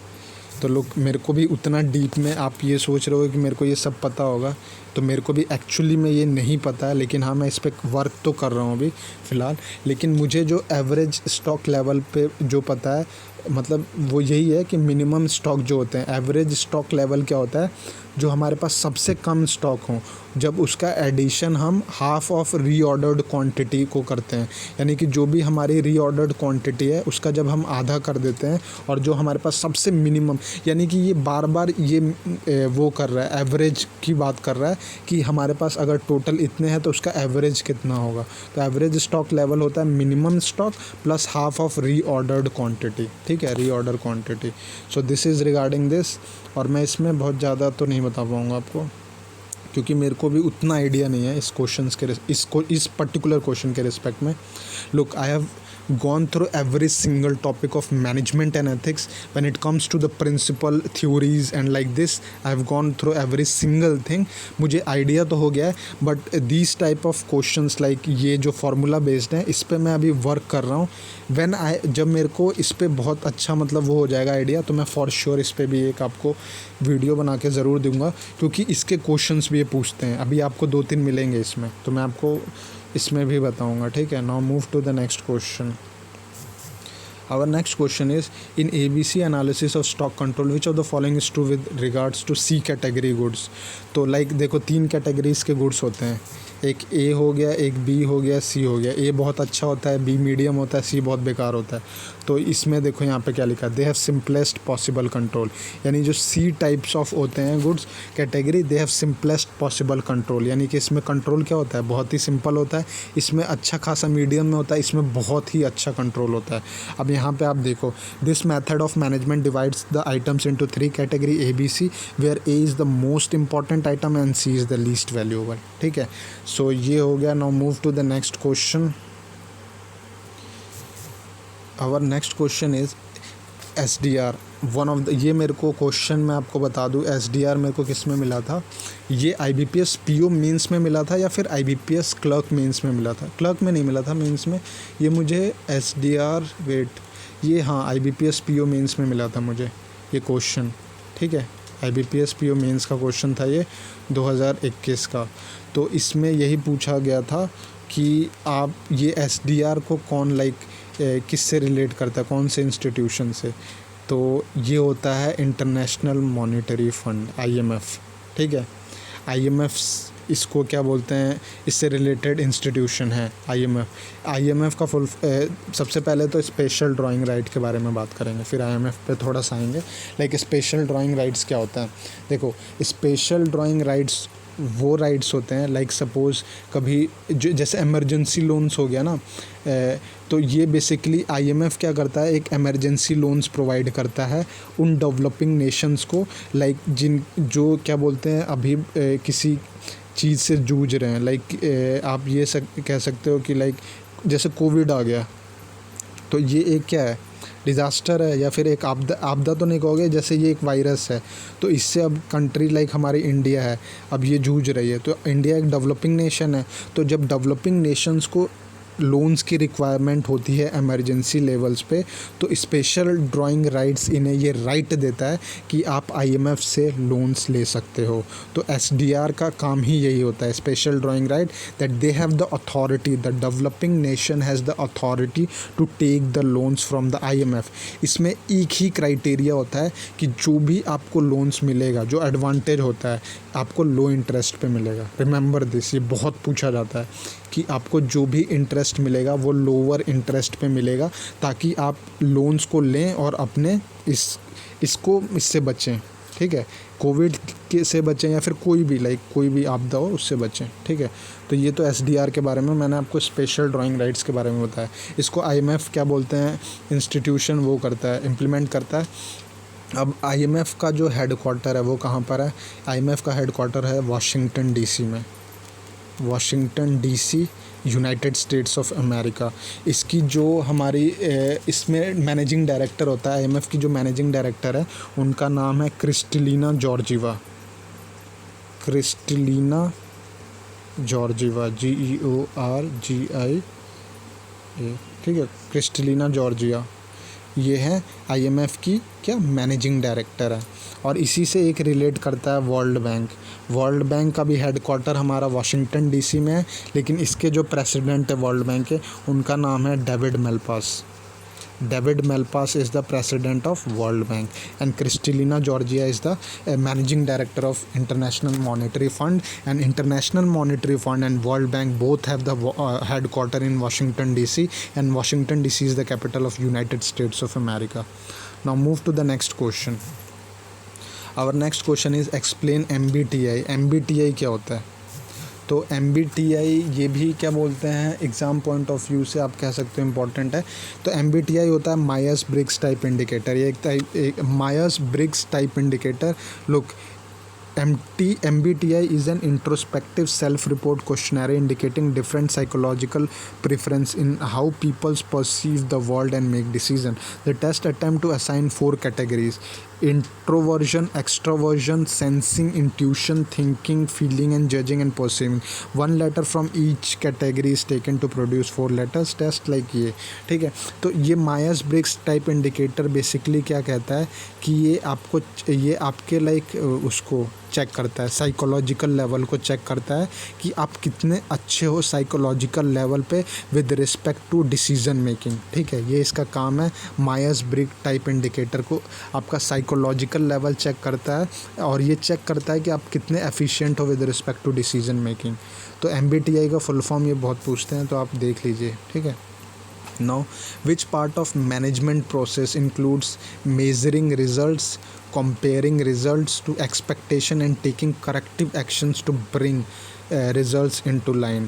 तो ये तो आपको स्टेटमेंट में ही, क्वेश्चन में ही आंसर दिया हुआ है, ठीक है। इसका देखो, which part of the management process, यानी मैनेजमेंट प्रोसेस का कौन सा पार्ट जो इंक्लूड करता है result, comparing results to expectation and taking corrective action, यानी कि ये कंट्रोलिंग में हो गया। कंट्रोलिंग में बेसिकली आप क्या करते हो, हर चीज़ को कंट्रोल करते हो। लाइक आपके रिजल्ट्स अगर बेकार आ गए तो आप उस पर वर्क करोगे तो उसको सही करने के लिए, तो ये करेक्टिव एक्शंस हो गया। रिजल्ट्स को कंपेयर करोगे कि जो हमारे डिसाइडेड रिजल्ट है क्या ये उससे मैच खा रहा है, अगर नहीं मैच खा रहा है तो आप उसको सही करोगे और फिर नेक्स्ट क्या बोलते हैं प्रोसेस को एग्जीक्यूट करोगे। तो ये जो स्टेटमेंट ही है ये कंट्रोलिंग को डिफाइन कर रहा है। Now move to the next question. इसका आंसर कंट्रोलिंग है, ठीक है। आवर नेक्स्ट क्वेश्चन इज़, ये तो बुक का नाम है how to influence win friends and influence people. तो ये तो आई थिंक सबको पता होता है। तो ये डेल कार्नेगी की बुक है, ठीक है। How to win friends and influence people. इन्होंने लाइक पब्लिक स्पीकिंग पे भी बुक्स लिखी हैं, how to win friends influence people, public speaking, how to be very confident, और लाइक इन्होंने पर्सनैलिटीज़ पे बहुत सारी बुक्स लिखी हैं। Dale Carnegie, one of the famous author with respect to like इन्होंने ह्यूमन स्किल्स को लाइक कैसे वो किया जाए, लाइक पॉलिश किया जाए, उस पर बुक लिखी है। तो ये बुक का नाम how to win friends and influence people, ये डेल कार्नेगी ने लिखी है, ठीक है। तो ये भी पूछ सकता है एग्ज़ाम में, उतना इंपॉर्टेंट नहीं कहूँगा मैं इसको। A project with total funding of, हाँ ये इंपॉर्टेंट है। ये वो क्वेश्चन है जो मैंने आपसे पहले बोला था कि फार्मूलाज में पूछते हैं, ठीक है। इसमें देखो क्या बोला है, a project with total funding of मतलब एक प्रोजेक्ट है जिसकी टोटल फंडिंग 1,50,000 है, ठीक है। फिनिश्ड एट अ बजटेड, और उसको जो है actual cost finished at a budgeted actual cost of 1,45,000, यानी कि उसको 1,45 में ख़त्म कर दिया गया। तो जो इसका डिफरेंस बना, यानी 1,45 और 50 में जब आप डिफरेंस करोगे तो 5,000 का बना। तो ये 5,000 क्या था फिर, अगर एक्चुअल कॉस्ट बजटेड का 1,45 खर्च हुआ है, जो टोटल फंडिंग 1,50 की हुई है, और जो एक्चुअल कॉस्ट लगा वो 1,45 का है, तो 5,000 किस में लग गया? तो 5,000 मैनेजमेंट ओवरहेड होता है। मैनेजमेंट ओवरहेड में बहुत सारी चीज़ें होती हैं, मैं आपको बता देता हूँ इसको। देखो, मैनेजमेंट ओवरहेड में होता है एक अकाउंटिंग फ़ीस होती है, एक अकाउंटिंग फ़ीस, ठीक है। दूसरा होता है advertising insurance, advertising insurance INSURANC। फिर तीसरा होता है रेंट भी इसमें इंक्लूड होता है मैनेजमेंट ओवरहेड। और चौथा होता है रिपेयर्स, ठीक है, और भी बहुत सारे होते हैं लेकिन ये 4 मेन होते हैं। तो मैनेजमेंट ओवरहेड का मतलब ये होता है कि 145 तो एक्चुअल कॉस्ट था, उसके अलावा जो आपने अकाउंट फ़ीस में खर्चा किया, एडवर्टाइजिंग लाइक इंश्योरेंस में खर्चा किया, जो रेंट में आप खर्चा कर रहे हो, जो रिपेयरिंग आप लाइक कोई भी रिपेयर अगर उस काम में रिपेयर की ज़रूरत है उसमें अगर खर्चा कर रहे हो तो वो 5,000 जो होता है वो मैनेजमेंट ओवरहेड होता है। One of the most important question, इसका फॉर्मूला ही है कि total funding is equals to budget actual cost plus management overhead. ठीक है, तो ये मैंने आपको बहुत अच्छे से बताया, तो आप इसको देख लीजिएगा ज़रूर। नो 111th क्वेश्चन, एंड ये आपका I think an accepted deadline for a project approaches, however only 75% of the work has been completed, the project managers issues a change request, what should be the change request authorised. तो basically ये कह रहा है कि an accepted deadline for a project approaches, मतलब कि जो भी एक प्रोजेक्ट हमने वो एस्टेब्लिश किया है उसकी एक एक्सपेक्टेड डेडलाइन है कि इसके बाद इसे ख़त्म करना ही करना है। तो वो डेडलाइन आते आते अगर हमारा 75% वर्क ही कंप्लीट हुआ है, हैज़ बिन कंप्लीटेड, तो द प्रोजेक्ट मैनेजर क्या करेगा, इशू करेगा a change request. What should be the change request authorised. ये चेंज रिक्वेस्ट किस चीज़ को ऑथोराइज्ड करता है? ये change request corrective action based on cause, यानी कि क्यों देरी हो रही है उस काम को करने के लिए, उसमें क्या करेक्टिव एक्शंस लिए जा सकते हैं, इसको ये क्या बोलते हैं, हमारा जो भी मैनेजर होगा, प्रोजेक्ट मैनेजर, इसको एड्रेस करेगा। और यही इस क्वेश्चन में पूछा है। तो ये एक तरह से आप कह सकते हो कि केस स्टडी का ही क्वेश्चन हो गया। ठीक है, केस स्टडी कि इसमें इंडिविजुअल की क्या पर्सनैलिटी, वो कैसे डिसीजन मेकिंग करता है। ठीक है, move to the next question. So ये अगेन फार्मूला बेस्ड है, मोस्ट इंपॉर्टेंट क्वेश्चन। तो इसमें तो सिंपल क्वेश्चन है कि यू हैव बीन गिवन, आपको 1,00,000 रुपये दिए हैं टू कंप्लीट द प्रोजेक्ट, जिसमें 60,000 स्पेंड हो गया एज़ पर द शेड्यूल, मतलब शेड्यूल के हिसाब से 60,000 स्पेंड खर्चा हो गया। 55,000 should have been spend to complete the same work, लेकिन 55,000 खर्चा होना चाहिए था। 1,00,000 का काम था, 60,000 आपने खर्चा किया, लेकिन एक्चुअल में खर्चा 55,000 का होना चाहिए। तो एक्चुअल कॉस्ट क्या होगी? तो एक्चुअल कॉस्ट हमेशा वही कॉस्ट होती है जो खर्चा हुई है, यानी कि जो खर्चा हुआ है वो कितना हुआ है, 3 2 5, 1,00,000 में खर्चा कितना हुआ है, 60,000 है, तो 60,000 हमारा एक्चुअल कॉस्ट हो गया। सिंपल है बहुत। ये मतलब ये बेसिक्स था थोड़ा, इस पे भी लेवल्स होते हैं, जैसे वो फार्मूला था इसी का एक लेवल पार्ट होता है, तो वो आपको करना पड़ेगा। ठीक है, तो इसका एक्चुअल आंसर जो है, एक्चुअल कॉस्ट होगा वो 60,000 रुपीज़ होगा। ठीक है, move to the next question. What does the cost performance say about the project and project is, मतलब कॉस्ट परफॉर्मेंस जो प्रोजेक्ट होता है और इंड प्रोजेक्ट, उसे हम क्या कहते हैं? तो it say whether the project is over spending और अंडर स्पेंडिंग। लाइक देखो, इस क्वेश्चन में बोला है कि what does the cost performance say about the project, यानी जो कॉस्ट परफॉर्मेंस होता है वो प्रोजेक्ट के बारे में क्या कहता है, मतलब क्या इंड प्रोजेक्ट क्या होता है। तो ये बेसिकली ये कहता है कि हमने जो प्रोजेक्ट लिया है उस पर जो हमने परफॉर्मेंस की है उस पर ओवर स्पेंडिंग किया है कि अंडर स्पेंडिंग किया है। It says weather the project is over spending और अंडर स्पेंडिंग, मतलब कि अगर 1,00,000 का प्रोजेक्ट है तो अगर आपने 1,20 कर दिया तो ये ओवर स्पेंडिंग हो गया, और अगर आपने 90,000 में ही कर दिया, 10,000 बचा लिया, तो ये क्या हो जाएगा, ये क्या हो जाएगा आपका, ये हो जाएगा अंडर स्पेंडिंग। तो यही ये पूछ रहा है। ठीक है, what does the cost performance say about the project, it say whether the project is over spending और अंडर स्पेंडिंग। ठीक है, कॉस्ट परफॉर्मेंस इंडेक्स का मतलब इंडेक्स का यही काम होता है कि वो बताता है कि आपने किसी प्रोजेक्ट पे क्या ओवर स्पेंडिंग करी है या अंडर स्पेंडिंग करी है। ठीक है, सो ये मैं कहूँगा कि इंपॉर्टेंट क्वेश्चन है with respect to cost performance, like index पूछते हैं वो। ठीक है, हाँ, move to the next question. Look, मैं आपको एक चीज़ फिर बताना चाह रहा हूँ कि ये जो बेस्ट ऑफ 45 है ये सारे क्वेश्चंस नहीं कवर कर रहा है मैनेजमेंट एंड एथिक्स के। ये लाइक आप कह सकते हो कि स्टार्टर है, बहुत ही ज़्यादा वाइडर इसका भी है अगर आप जाओगे तो। लेकिन there are a lot of topics which are like आप कह सकते हो सेलेक्टेड और starred means that only those topics are being considered with respect to exam point of view, because management and ethics is like a broader there are different topics, so you have to take your decision। आपको जो topic select करना है वो बहुत ही दिमाग लगा के select करना है, ठीक है। नाउ अब मैंने ज़्यादा टाइम ले लिया, जल्दी ख़त्म करते हैं हम, ठीक है। Which one of the following is not true about the change request. तो चेंज रिक्वेस्ट में कौन सा फॉलोइंग नहीं आता है, सही नहीं है। तो चेंज रिक्वेस्ट में जो सही नहीं, it is always an informal verbal request, बल्कि ये गलत बता रहा है, वो हमेशा फॉर्मल होता है। विच of the following is not true about change request, यानी कि change request must always be formal request. You can not process a change request based on informal request. इसका मतलब कि लेट सपोज एक हमारा हेड है और उसके अंडर में मैनेजर्स हैं और उनके अंडर में वर्कर्स हैं, तो कभी भी अगर इस हेड को इन्होंने एक टास्क दिया हुआ है, इस हेड ने एक टास्क दिया हुआ है इनको और इनको करने के लिए, तो जो टास्क है वो यही एग्जीक्यूट करवाएगा इनसे, ठीक है। तो ये कभी भी डायरेक्ट क्या बोलते हैं, प्रोजेक्ट में अगर कोई बदलाव करना हो तो ये कभी भी डायरेक्ट इनसे नहीं बोलेंगे, ये हमेशा इनसे बोलेंगे और ये अपना एग्जीक्यूशन इनसे करवाएंगे, ठीक है। तो ये क्या हो गया, फॉर्मल हो गया। फॉर्मल मतलब एक हायरार्की में हो गया, ठीक है। तो ये कभी भी इनफॉर्मल नहीं होता है, ये होता है it happens usually in execution phase of the project. जैसा कि मैंने बताया, usually requested by the client, usually requested by the project management team, यानी कि एक तरह से पूछ के सारे काम होते हैं, ठीक है। तो ये हो गया। Now come to the 15 question 115। Which document is created by breaking the project scope into smaller and manageable elements. तो ये again one of the most important question है मेरे हिसाब से, क्योंकि ये बहुत पूछता है WBS और OBS के बारे में, ठीक है।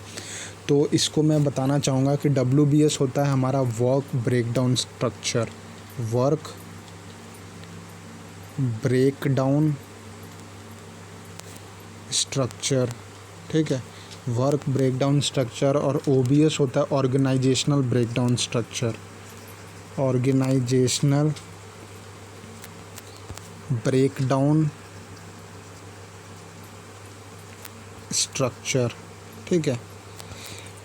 अब इसमें पूछा है which document is created by breaking the project scope into smaller. तो जब भी हम प्रोजेक्ट को तोड़ते हैं, जब भी हम प्रोजेक्ट को तोड़ते हैं तो वो वर्क ब्रेकडाउन स्ट्रक्चर होता है। और जब भी हमारा कोई भी प्रोजेक्ट लाइक ऑर्गेनाइजेशन बेस्ड हो, और तो हम उसे लाइक ऑर्गेनाइजेशन में आप ये कह सकते हो कि OBS is a hierarchical model describing the established organisational framework for project planning, resource management, time expense tracking, cost allocation और डिफरेंट थिंग्स होते हैं। तो ऑर्गेनाइजेशनल ब्रेकडाउन स्ट्रक्चर और लाइक ये वर्क ब्रेकडाउन स्ट्रक्चर में एक मैं आपको वो बता देता हूँ डिफरेंस। देखो, जो वर्क ब्रेकडाउन स्ट्रक्चर होता है वो बहुत ही स्मॉलर स्केल पे होता है, जो OBS होता है वो लार्जर स्केल पे होता है। WBS स्मॉलर स्केल पे इसलिए होता है क्योंकि इसमें जो वर्क होते हैं हम छोटे, जैसे कोई एक टास्क है तो इसको हम छोटे छोटे वर्क्स में डिवाइड करके इसको एग्जीक्यूशन के लिए। लेकिन ऑर्गेनाइजेशनल में क्या होता है कि ये एक तरह से आपका ऑर्गेनाइजेशनल लेवल पे लाइक डिफरेंट फील्ड्स में होता है, क्योंकि एक ऑर्गेनाइजेशन में बहुत सारे फील्ड्स होते हैं और एक फील्ड में मल्टी फील्ड्स होता है। तो जब ये ऐसे एग्जीक्यूशन होता है तो उसे हम organisational behaviour like breakdown structure organisational breakdown structure कहते हैं। तो ये इन दोनों का डिफरेंस है। Now move to the 116 sorry. Pareto chart helps you find. Pareto chart क्या होता है? तो पेरेटो चार्ट्स क्या बताता है हमें? देखो, पेरेटो चार्ट्स होता है helps you identify the minor number of sources causing most of the problems, यानी कि बहुत छोटी छोटी चीज़ें और बहुत बड़ा वो कर दें, लाइक हार्म कर दें। इसका एग्जांपल एक तरह से मैं ये आपको कोविड से ही दे देता हूँ कि चाइना में जब हुआ था तो वहाँ से केसेस निकलते निकलते यूएसए तक पहुँचे। तो ये पहले तो हम एक ही कंट्री तक पहुँची, तो ये छोटी चीज़ हुई। तो पहले कोरोना हमारे लिए छोटी चीज़ होगी, लेकिन जब धीरे धीरे टाइम बढ़ता गया तो ये पूरा ऑल ओवर वर्ल्ड हो गया। तो इसने क्या किया कि मेजॉरिटी ऑफ क्या बोलते हैं वो कर दिया, वो डिस्ट्रक्शन कर दिया। तो पेरेटो चार्ट होता है कि बहुत छोटी चीज़ और जो बहुत क्या बोलते हैं ज़्यादा वो करे, कॉज करे, मतलब बहुत ज़्यादा प्रॉब्लम्स क्रिएट करे। ठीक है, तो Pareto chart helps you identify the minor number of sources causing most of the troubles, यानी बहुत छोटी छोटी चीज़ें और बहुत ज़्यादा ट्रबल क्रिएट कर दे। ठीक है, this is the definition of Pareto chart. Now move to the next question. Our next question is fishbone diagram is also known as Ishikawa diagram. ठीक है, फिशबोन डायग्राम जो होता है is also known as Ishikawa diagram, और Ishikawa diagram को cause and effect कहते हैं। ठीक है, कॉज एंड इफ़ेक्ट डायग्राम। ठीक है, तो इस पर आप देख लीजिएगा। इस पे मैं आपको बता दूँ बहुत कुछ सकता हूँ, लेकिन वीडियो बहुत बड़ा हो जाएगा। लोग, अगर मैंने बोला है आपको कि अगर लाइक इन फ्यूचर अगर क्वेश्चंस आते हैं गैंट डायग्राम पे, पेरेटो तो मैंने आपको बता दिया, पेरेटो मैंने बता दिया, रन चार्ट तो ये ज़्यादा इंपॉर्टेंट है, इशिकावा डायग्राम और ये गैंट डायग्राम बहुत इंपॉर्टेंट है। तो इशिकावा डायग्राम तो बेसिकली कॉज एंड इफेक्ट होता है, और गैंट डायग्राम इन फ्यूचर अगर क्वेश्चंस में मुझे मिले तो मैं आपको डिस्क्राइब कर दूंगा बहुत अच्छे से। ओके, हम move to the next question. Cost of quality is, cost of quality जो होता है a method of determining the cost incurred to achieve quality. Cost quality जो होता है, कॉस्ट ऑफ क्वालिटी वो एक मेथड होता है डिटरमाइन करने के लिए द कॉस्ट इनकर्ड। लाइक इसका एक एग्जांपल मैं ये दे दूँ कि अगर आपने कोई ऑर्गेनाइजेशन तैयार किया है तो उसमें उस ऑर्गेनाइजेशन को बनाने में हर एक लेवल पे आप लाइक डिफरेंट लाइक टाइम पे, अलग अलग टाइम पे इन्वेस्टमेंट करते रहोगे। ठीक है, ताकि वो ऑर्गेनाइजेशन और इम्प्रूव होते रहे। तो ये जो मेथड होता है इसी को कहते हैं कॉस्ट ऑफ क्वालिटी, और ये कॉस्ट ऑफ क्वालिटी आप किसी में भी अप्लाई कर सकते हो। तो method of determining the cost incurred to achieve quality, यानी वह पैसा जो आपने क्वालिटी अचीव करने के लिए खर्चा किया है उसे ही कहते हैं cost of quality. Move to the next question. Project monitoring क्या होता है? तो प्रोजेक्ट मॉनिटरिंग ये तीनों ही होता है। प्रोजेक्ट मॉनिटरिंग ये बहुत सिंपल सा क्वेश्चन है कि matching actual performance to plan performance. ठीक है, collecting and recording reporting the information regarding the project implementation and revising the original plan. Project monitoring में क्या होता है कि आप चेक करते रहते हो कि जो आपका प्लान्ड परफॉर्मेंस, यानी जो आपने प्लान्ड किया है, क्या वो एक्चुअल में जो एक्चुअल परफॉर्मेंस है वो उससे मैच कर रहा है कि नहीं। ठीक है, फिर होता है दूसरा collecting recording reporting the information regarding the project implementation. आप हर चीज़ का इन्फॉर्मेशन लाइक कलेक्ट करते हो, उसे रिकॉर्ड करते हो और रिपोर्ट करने के लिए बोलते हो अपने जितने भी आपके मैनेजर्स होते हैं, जितने भी वर्कर्स होते हैं हायरार्किकल लेवल पे।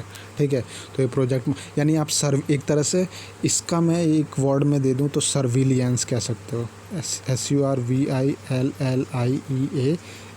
सर्विलियंस करना, यानी हर चीज़ को बारीकी से देखना। ठीक है, तो ये, और लास्ट होता है रिवाइजिंग द ओरिजिनल प्लान, और जो आपका ओरिजिनल प्लान है उसको बार बार देखना कि कहीं गलतियां तो नहीं हो रही हैं। तो ये हो जाएगा प्रोजेक्ट मॉनिटरिंग में। Now move to the next question. तो which of the following best describe project control. तो प्रोजेक्ट कंट्रोल तो होता है कि अभी मैंने आपको पहले ही बताया कि matching actual performance to plan performance. Project control का मतलब कि जब तक आपका एक्चुअल परफॉर्मेंस प्लान परफॉर्मेंस से मैच नहीं करेगा तब तक आप ये प्रोजेक्ट कंट्रोल करते रहोगे, और इससे क्या होता है कि हमें इफ़ेक्टिव और एफिशिएंट आउटपुट मिलता है। ठीक है, move to the next question. A stake holder orientation includes all of the following activities except. जो एक स्टेक होल्डर ओरिएंटेशन होता है तो आपको इसमें एक मैं चीज़ बता ही देता हूँ, स्टेक होल्डर्स क्या होते हैं, या फिर इसमें एक चीज़ होता है कि जो स्टेक होल्डर ओरिएंटेशन होता है वो किस इसमें से किस फॉलोइंग को नहीं इंक्लूड करते हैं। तो वो basically minimising the influence of stake holder information on the company. ठीक है, लुक इसको मैं थोड़ा बता देता हूँ आपको। 121। ठीक है,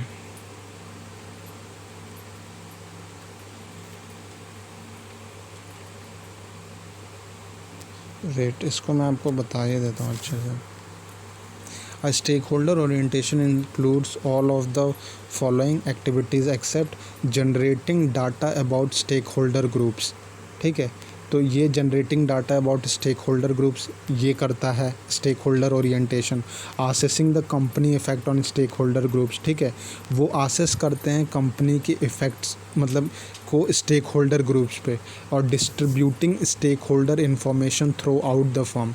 distributing stake holder information throughout the company. Like वो स्टेक होल्डर के बारे में सारी जानकारी कंपनी में लाइक वो फैलाते हैं ताकि सारी नॉलेज हो कि वो कितना इन्वेस्ट कर रहा है, क्या कर रहा है. ठीक है, वो data like stake holder groups के डेटा को जनरेट कर रहे हैं, जैसा कि मैंने बताया कि उसने कितना इन्वेस्ट किया, और वो इसके इफ़ेक्ट को देखते हैं कि उसका इफ़ेक्ट क्या हो रहा है कंपनी पे. ठीक है, assessing the firm's effect on stake holders group, यानी जो भी स्टेक होल्डर्स के ग्रुप है उनको कितना प्रॉफिट या बेनिफिट हो रहा है मतलब या फिर लॉस हो रहा है. ठीक है, जो नहीं होता है वो ये होता है minimizing the influence of stake holders information on the company. ठीक है, वो इस चीज़ को नहीं करते हैं, ये मतलब इंक्लूड नहीं होता है. यानी कि ये ऐसा कुछ भी नहीं है कि जो स्टेक होल्डर है वो इन्फ्लुएंस कर दे और उसके इन्फ्लुएंस को मिनिमाइज़ किया जाए. मतलब कि अगर कोई ऑर्गेनाइजेशन है और कोई स्टेक होल्डर है, उसके बहुत सारे डिफरेंट स्टेक होल्डर्स हैं, मतलब उसमें उनका हिस्सेदारी है, तो वो मतलब जो स्टेक होल्डर ओरिएंटेशन होता है वो कभी भी इस पे नहीं काम करता है कि मिनिमाइजिंग द इन्फ्लुएंस, यानी कि जो भी ये स्टेक होल्डर का इन्फ्लुएंस है इस पे इनको मिनिमाइज़ किया जाए. अगर ऐसा करेंगे तो स्टेक होल्डर ही नहीं रहेगा, आप समझो ना. तो ये हो गया इससे क्वेश्चन से रिगार्डिंग. ये again one of the most important question है, इसमें थोड़ा दिमाग लगाना पड़ेगा आपको. ठीक है, तो ये मैनेजमेंट एंड एथिक्स का मैं कहूँगा बहुत अच्छा क्वेश्चन है, तो इसको आप ज़रूर करें इस टाइप के क्वेश्चन. ठीक है, move to the next question. Stakeholders are considered more important to an organization when they can make use of their power on the organization. ठीक है, तो इसमें बोला है कि stake holders are consider more important to an organization. जब stake holders पहले तो क्या होते हैं ये मैं आपको बता देता हूँ. देखो, स्टेक होल्डर्स जो होते हैं लाइक एक कंपनी है, उसमें इन्वेस्टर्स हो गए, ठीक है, उसमें एम्प्लॉयज़ हो गए, उसमें कस्टमर्स हो गए, उसमें जो सप्लायर्स होते हैं उसी को कहते हैं हम लोग स्टेक होल्डर्स. ठीक है, तो ये बेसिकली स्टेक होल्डर्स होते हैं. तो एक stake holders are considered more important to an organization. कब उनको बहुत ज़्यादा तवज्जो दिया जाता है? जब when they can make use of their power on the organization. जब वो और अपने ऑर्गेनाइजेशन पे, क्योंकि वो उसके पार्टिसिपेटरी हैं, तो जब अब वो अपने पावर का इस्तेमाल करते हैं तब उन्हें ज़्यादा इम्पॉर्टेंट माना जाता है. क्यों? क्योंकि वो एक्चुअली में इन्फ्लुएंस कर रहे हैं अपने डिसीज़न से. ठीक है, so move to the next question. ये भी बहुत सिंपल क्वेश्चन है ये. और dash is a problem situation और opportunity requiring an individual group और organisation to choose among several actions that must be evaluated as a right और wrong. तो ये हमेशा एथिकल इशूज़ पे जाएगा. ठीक है, ये हमेशा एथिकल इशूज़ पे जाएगा. An ethical issue is a problem situation और अपॉर्चुनिटी होती है रिक्वायरिंग एन इंडिविजुअल ग्रुप और organisation to choose among several action that must be evaluated as right और रॉन्ग.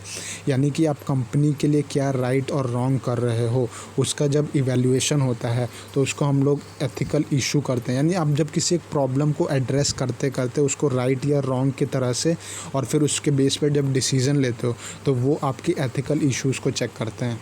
ठीक है, so this is it. Now move to the next question. ये बहुत basic question है, इसलिए मैं इसमें इतना ज़्यादा वो नहीं कर रहा.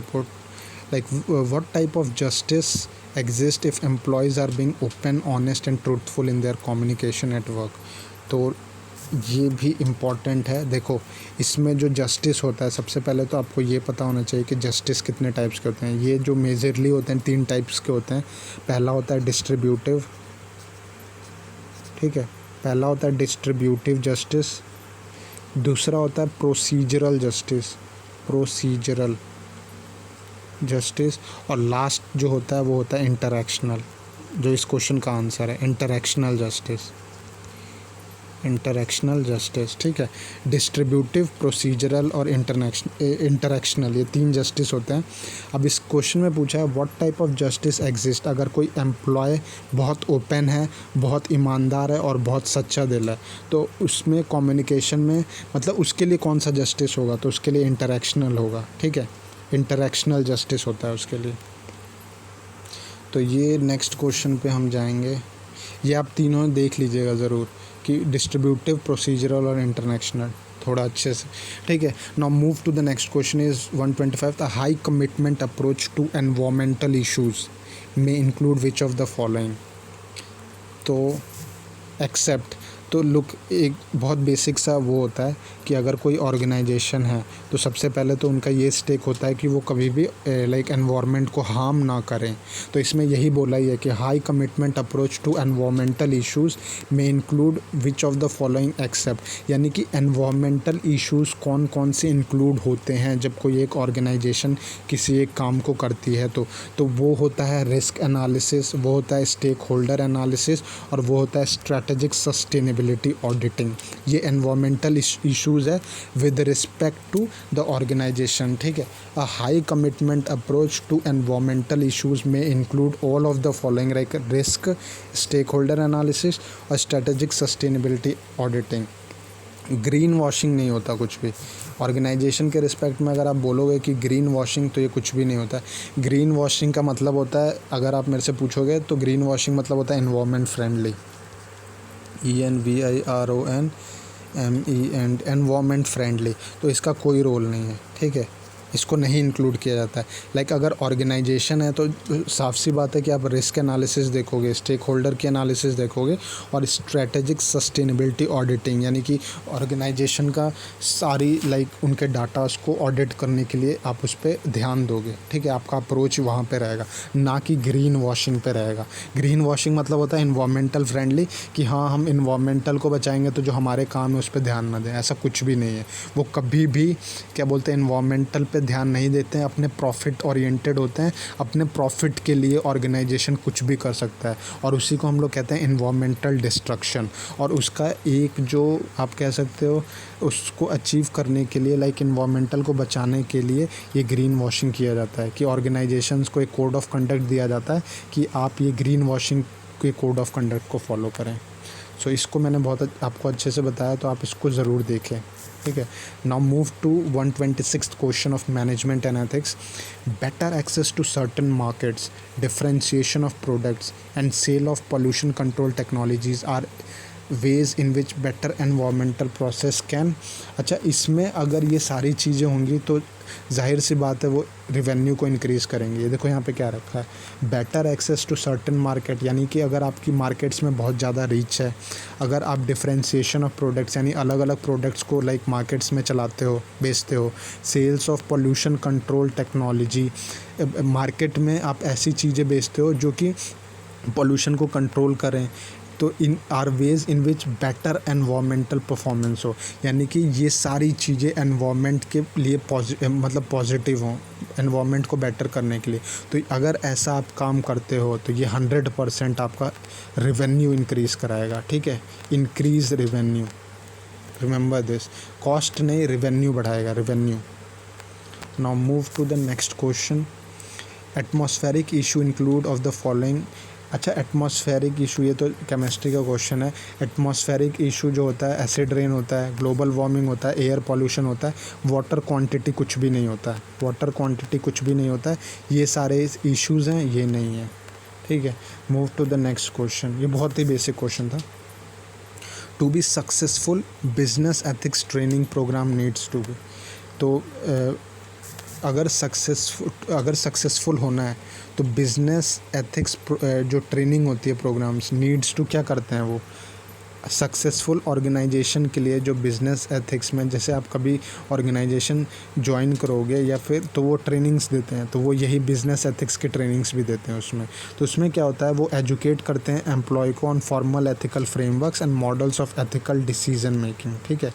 तो ये बहुत ही बेसिक सा है कि वो उन्हें एजुकेशन ट्रेनिंग में एजुकेट करते हैं कि क्या हमारे फॉर्मल एथिकल फ्रेमवर्क्स होते हैं चाहिए, एथिकल डिसीजन मेकिंग स्किल्स को वो ट्रेनिंग में सिखाते हैं।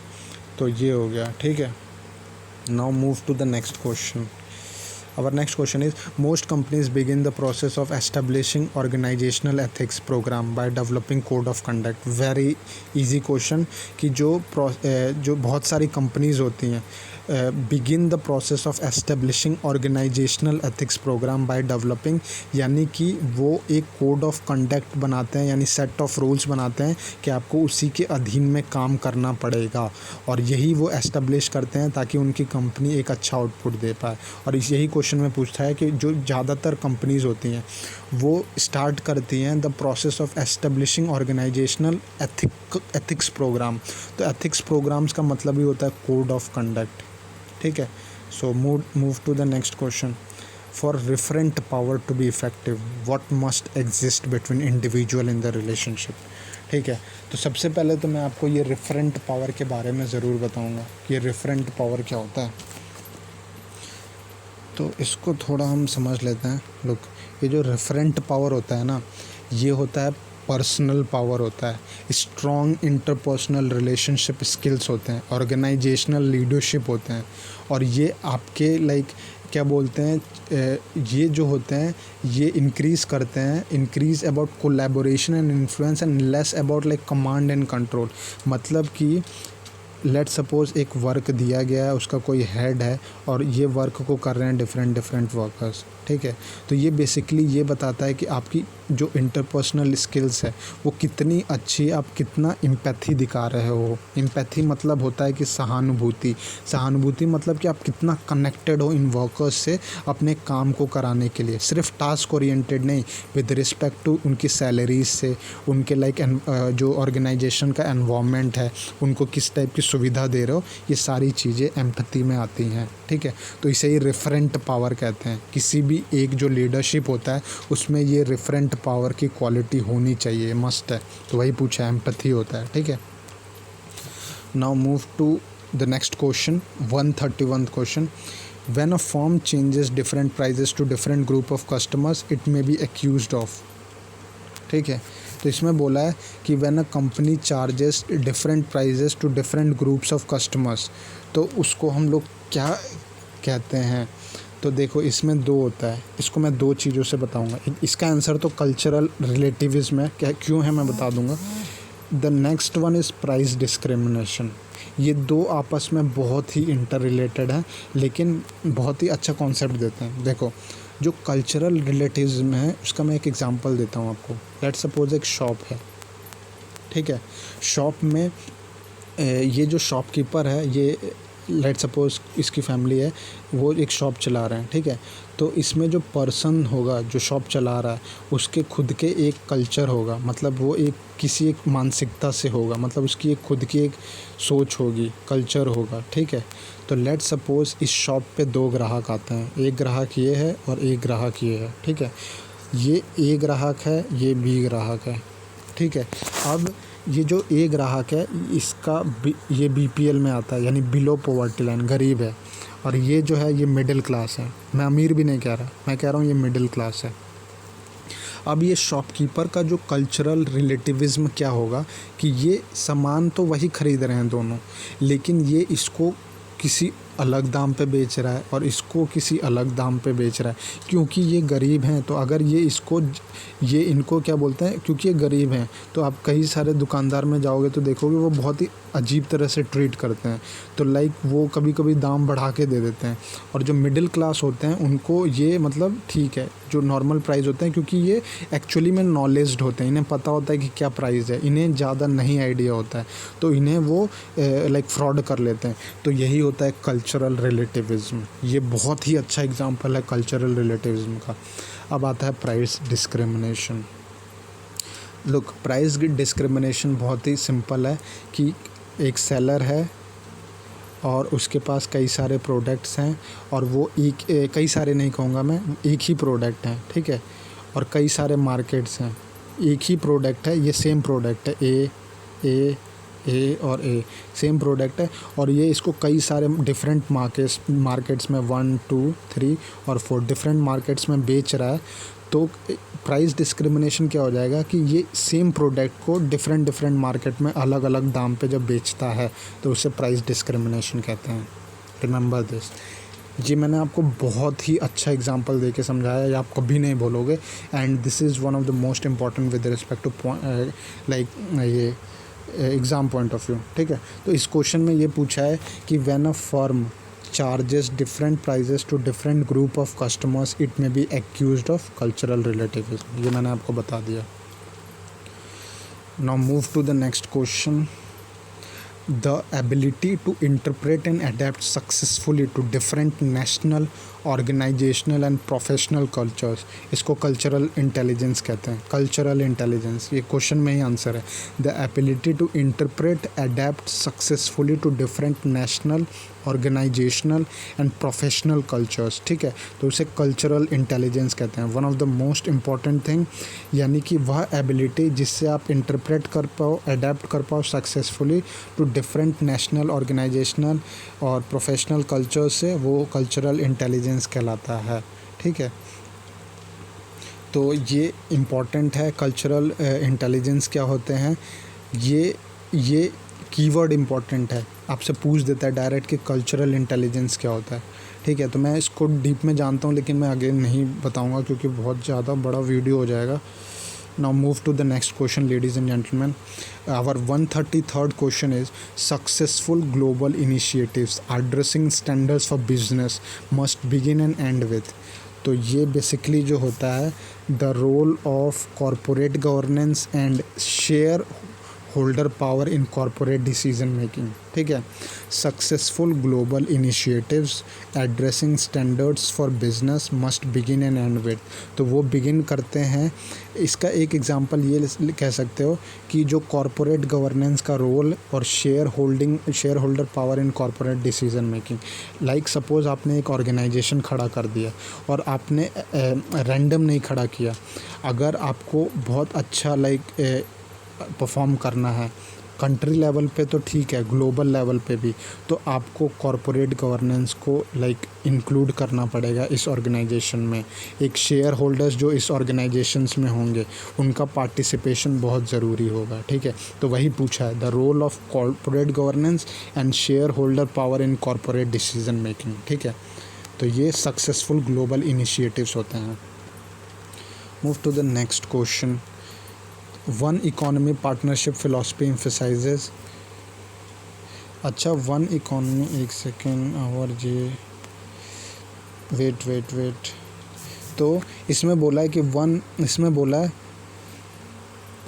एक second, one economy partnership philosophy emphasizes, यानी जो वन इकोनॉमी पार्टनरशिप होती है वो ज़्यादा किस पे एम्फसाइज करती है, तो वो कोऑपरेशन और असिस्टेंस पे एम्फसाइज करती है. ठीक है, one economy partnership philosophy emphasises cooperation and assistance. Cooperation मतलब मैंने बताया म्यूचुअल होना चाहिए, और असिस्टेंस मतलब हेल्पिंग नेचर का होना चाहिए. One economy partnership. ठीक है, now move to the next question and this is our last question.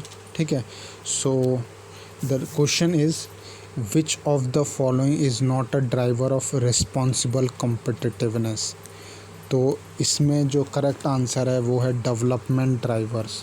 ठीक है, विच of the following is not a driver of responsible competitiveness. Responsible competitiveness का मतलब ये होता है कि अगर कोई कंपनी मार्केट में एस्टेब्लिश्ड है और अगर वो रिस्पॉन्सिबल कॉम्पिटिटिवनेस में कि अगर वो कोड ऑफ कंडक्ट के अकॉर्डिंग चल रही है, यानी कि उसके जो सेट ऑफ रूल्स के उसके अकॉर्डिंग चल रही है, तो वो रिस्पॉन्सिबिलिटी क्या हो जाएगी, रिस्पॉन्सिबल कॉम्पिटिटिवनेस में आ जाएगी. तो वो ध्यान किस पे देंगे, पॉलिसी ड्राइवर्स पे देंगे. ठीक है, पॉलिसी ड्राइवर्स पे देंगे, बिजनेस एक्शंस पे देंगे, सोशल एनेबलर्स पे देंगे, लेकिन वो डेवलपमेंट पे नहीं देंगे. डेवलपमेंट ड्राइवर्स का मतलब होता है कि पूरी तरह टास्क ओरिएंटेड, कुछ भी कर दे प्रॉफिट के लिए, कंपनी में कुछ भी कर दें, कोई भी रिस्क ले लें, कुछ भी कर दें, तो वो होते हैं development drivers. It means they are totally task oriented. उन्हें कोई मतलब नहीं है कि उनके वर्कर्स क्या फील करते हैं, मतलब वो कैसे हैं, या फिर उनका जो इकोनॉमिक बैकग्राउंड क्या है, उससे कोई मतलब नहीं है. कोड ऑफ कंडक्ट से तो उन्हें कोई मतलब नहीं है, सिर्फ प्रॉफिट ओरिएंटेड होते हैं. इसलिए जो डेवलपमेंट ड्राइवर्स होते हैं वो रिस्पॉन्सिबल कॉम्पिटिटिवनेस के ड्राइवर नहीं हैं. ठीक है, नहीं होते हैं. सो this is it ladies and gentleman regarding management and ethics. Okay, this is regarding management and ethics. I have given you the best of 45 questions of management and ethics. ठीक है, 2 मिनट बात करेंगे फिर एंड करेंगे. Best of 45 questions I have given you on management and ethics. Look, I'm not saying that these only questions are going to come in the exam. No, not at all. I have given you an overview. I have like covered every single like sections of the management and ethics. I know मैंने बहुत सारे topics इसमें cover नहीं किए हैं, लेकिन again इस video का जो पर्पस है वो आपको एक ओवरव्यू देना है एग्ज़ाम पॉइंट ऑफ व्यू से कि क्वेश्चंस एक्चुअल में कैसे आ रहे हैं.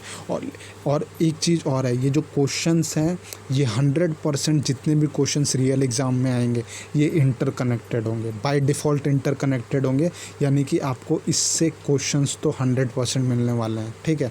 और ऐसा नहीं है कि ये फर्स्ट सीरीज़ है, मैं अभी लाऊंगा बेस्ट ऑफ 45 का सेकंड पार्ट भी, लेकिन इस वीडियो को क्रिएट करने के लिए मैंने बहुत ही लाइक डाटास कलेक्ट किए हैं, क्योंकि मेरा बैकग्राउंड भी मैनेजमेंट एंड एथिक्स का नहीं है. ठीक है.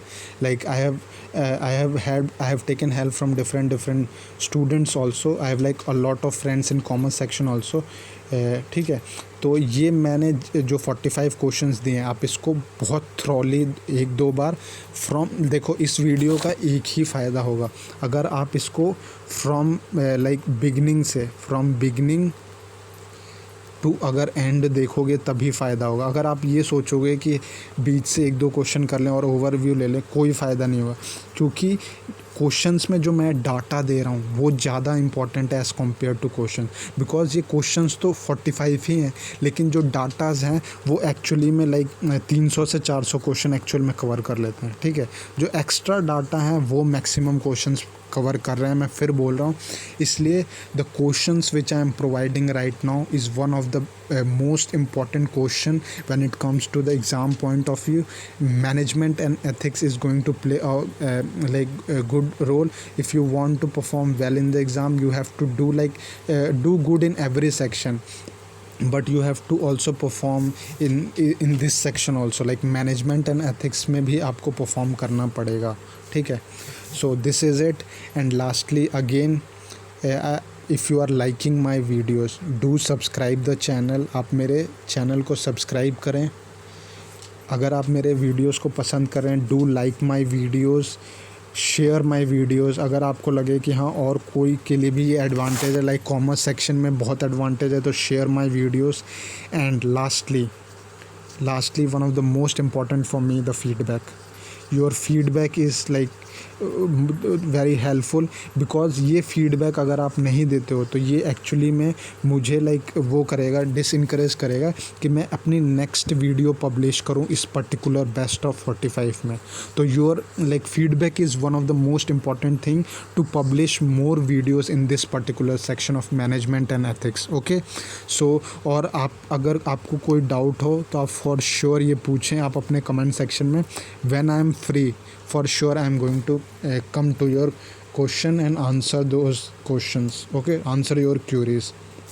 So lastly again I am saying, if you are liking my videos and if you want more videos like notification, do subscribe the channel. Okay, do subscribe the channel for good data, like good for the good performance in the exam. Do subscribe the channel for the good contents, and if you want like the latest videos notification, also do subscribe my channel, because subscription actually like connects you with me. Okay, so this is one of the most important thing. That is the reason of emphasizing on this. And lastly, I just want to tell you, if you have any doubt, any queries regarding any of the sections of FCA, AGM, General Administration plus Technical, feel free to ask in the comment section. I will definitely address your question. So this is it. And again I am saying if you have a good preparation, do watch these videos, because these videos are very much beneficial when it comes to exam point of view. ठीक है. Okay, ladies and gentlemen, this is Raj Deepak Singh. Thank you.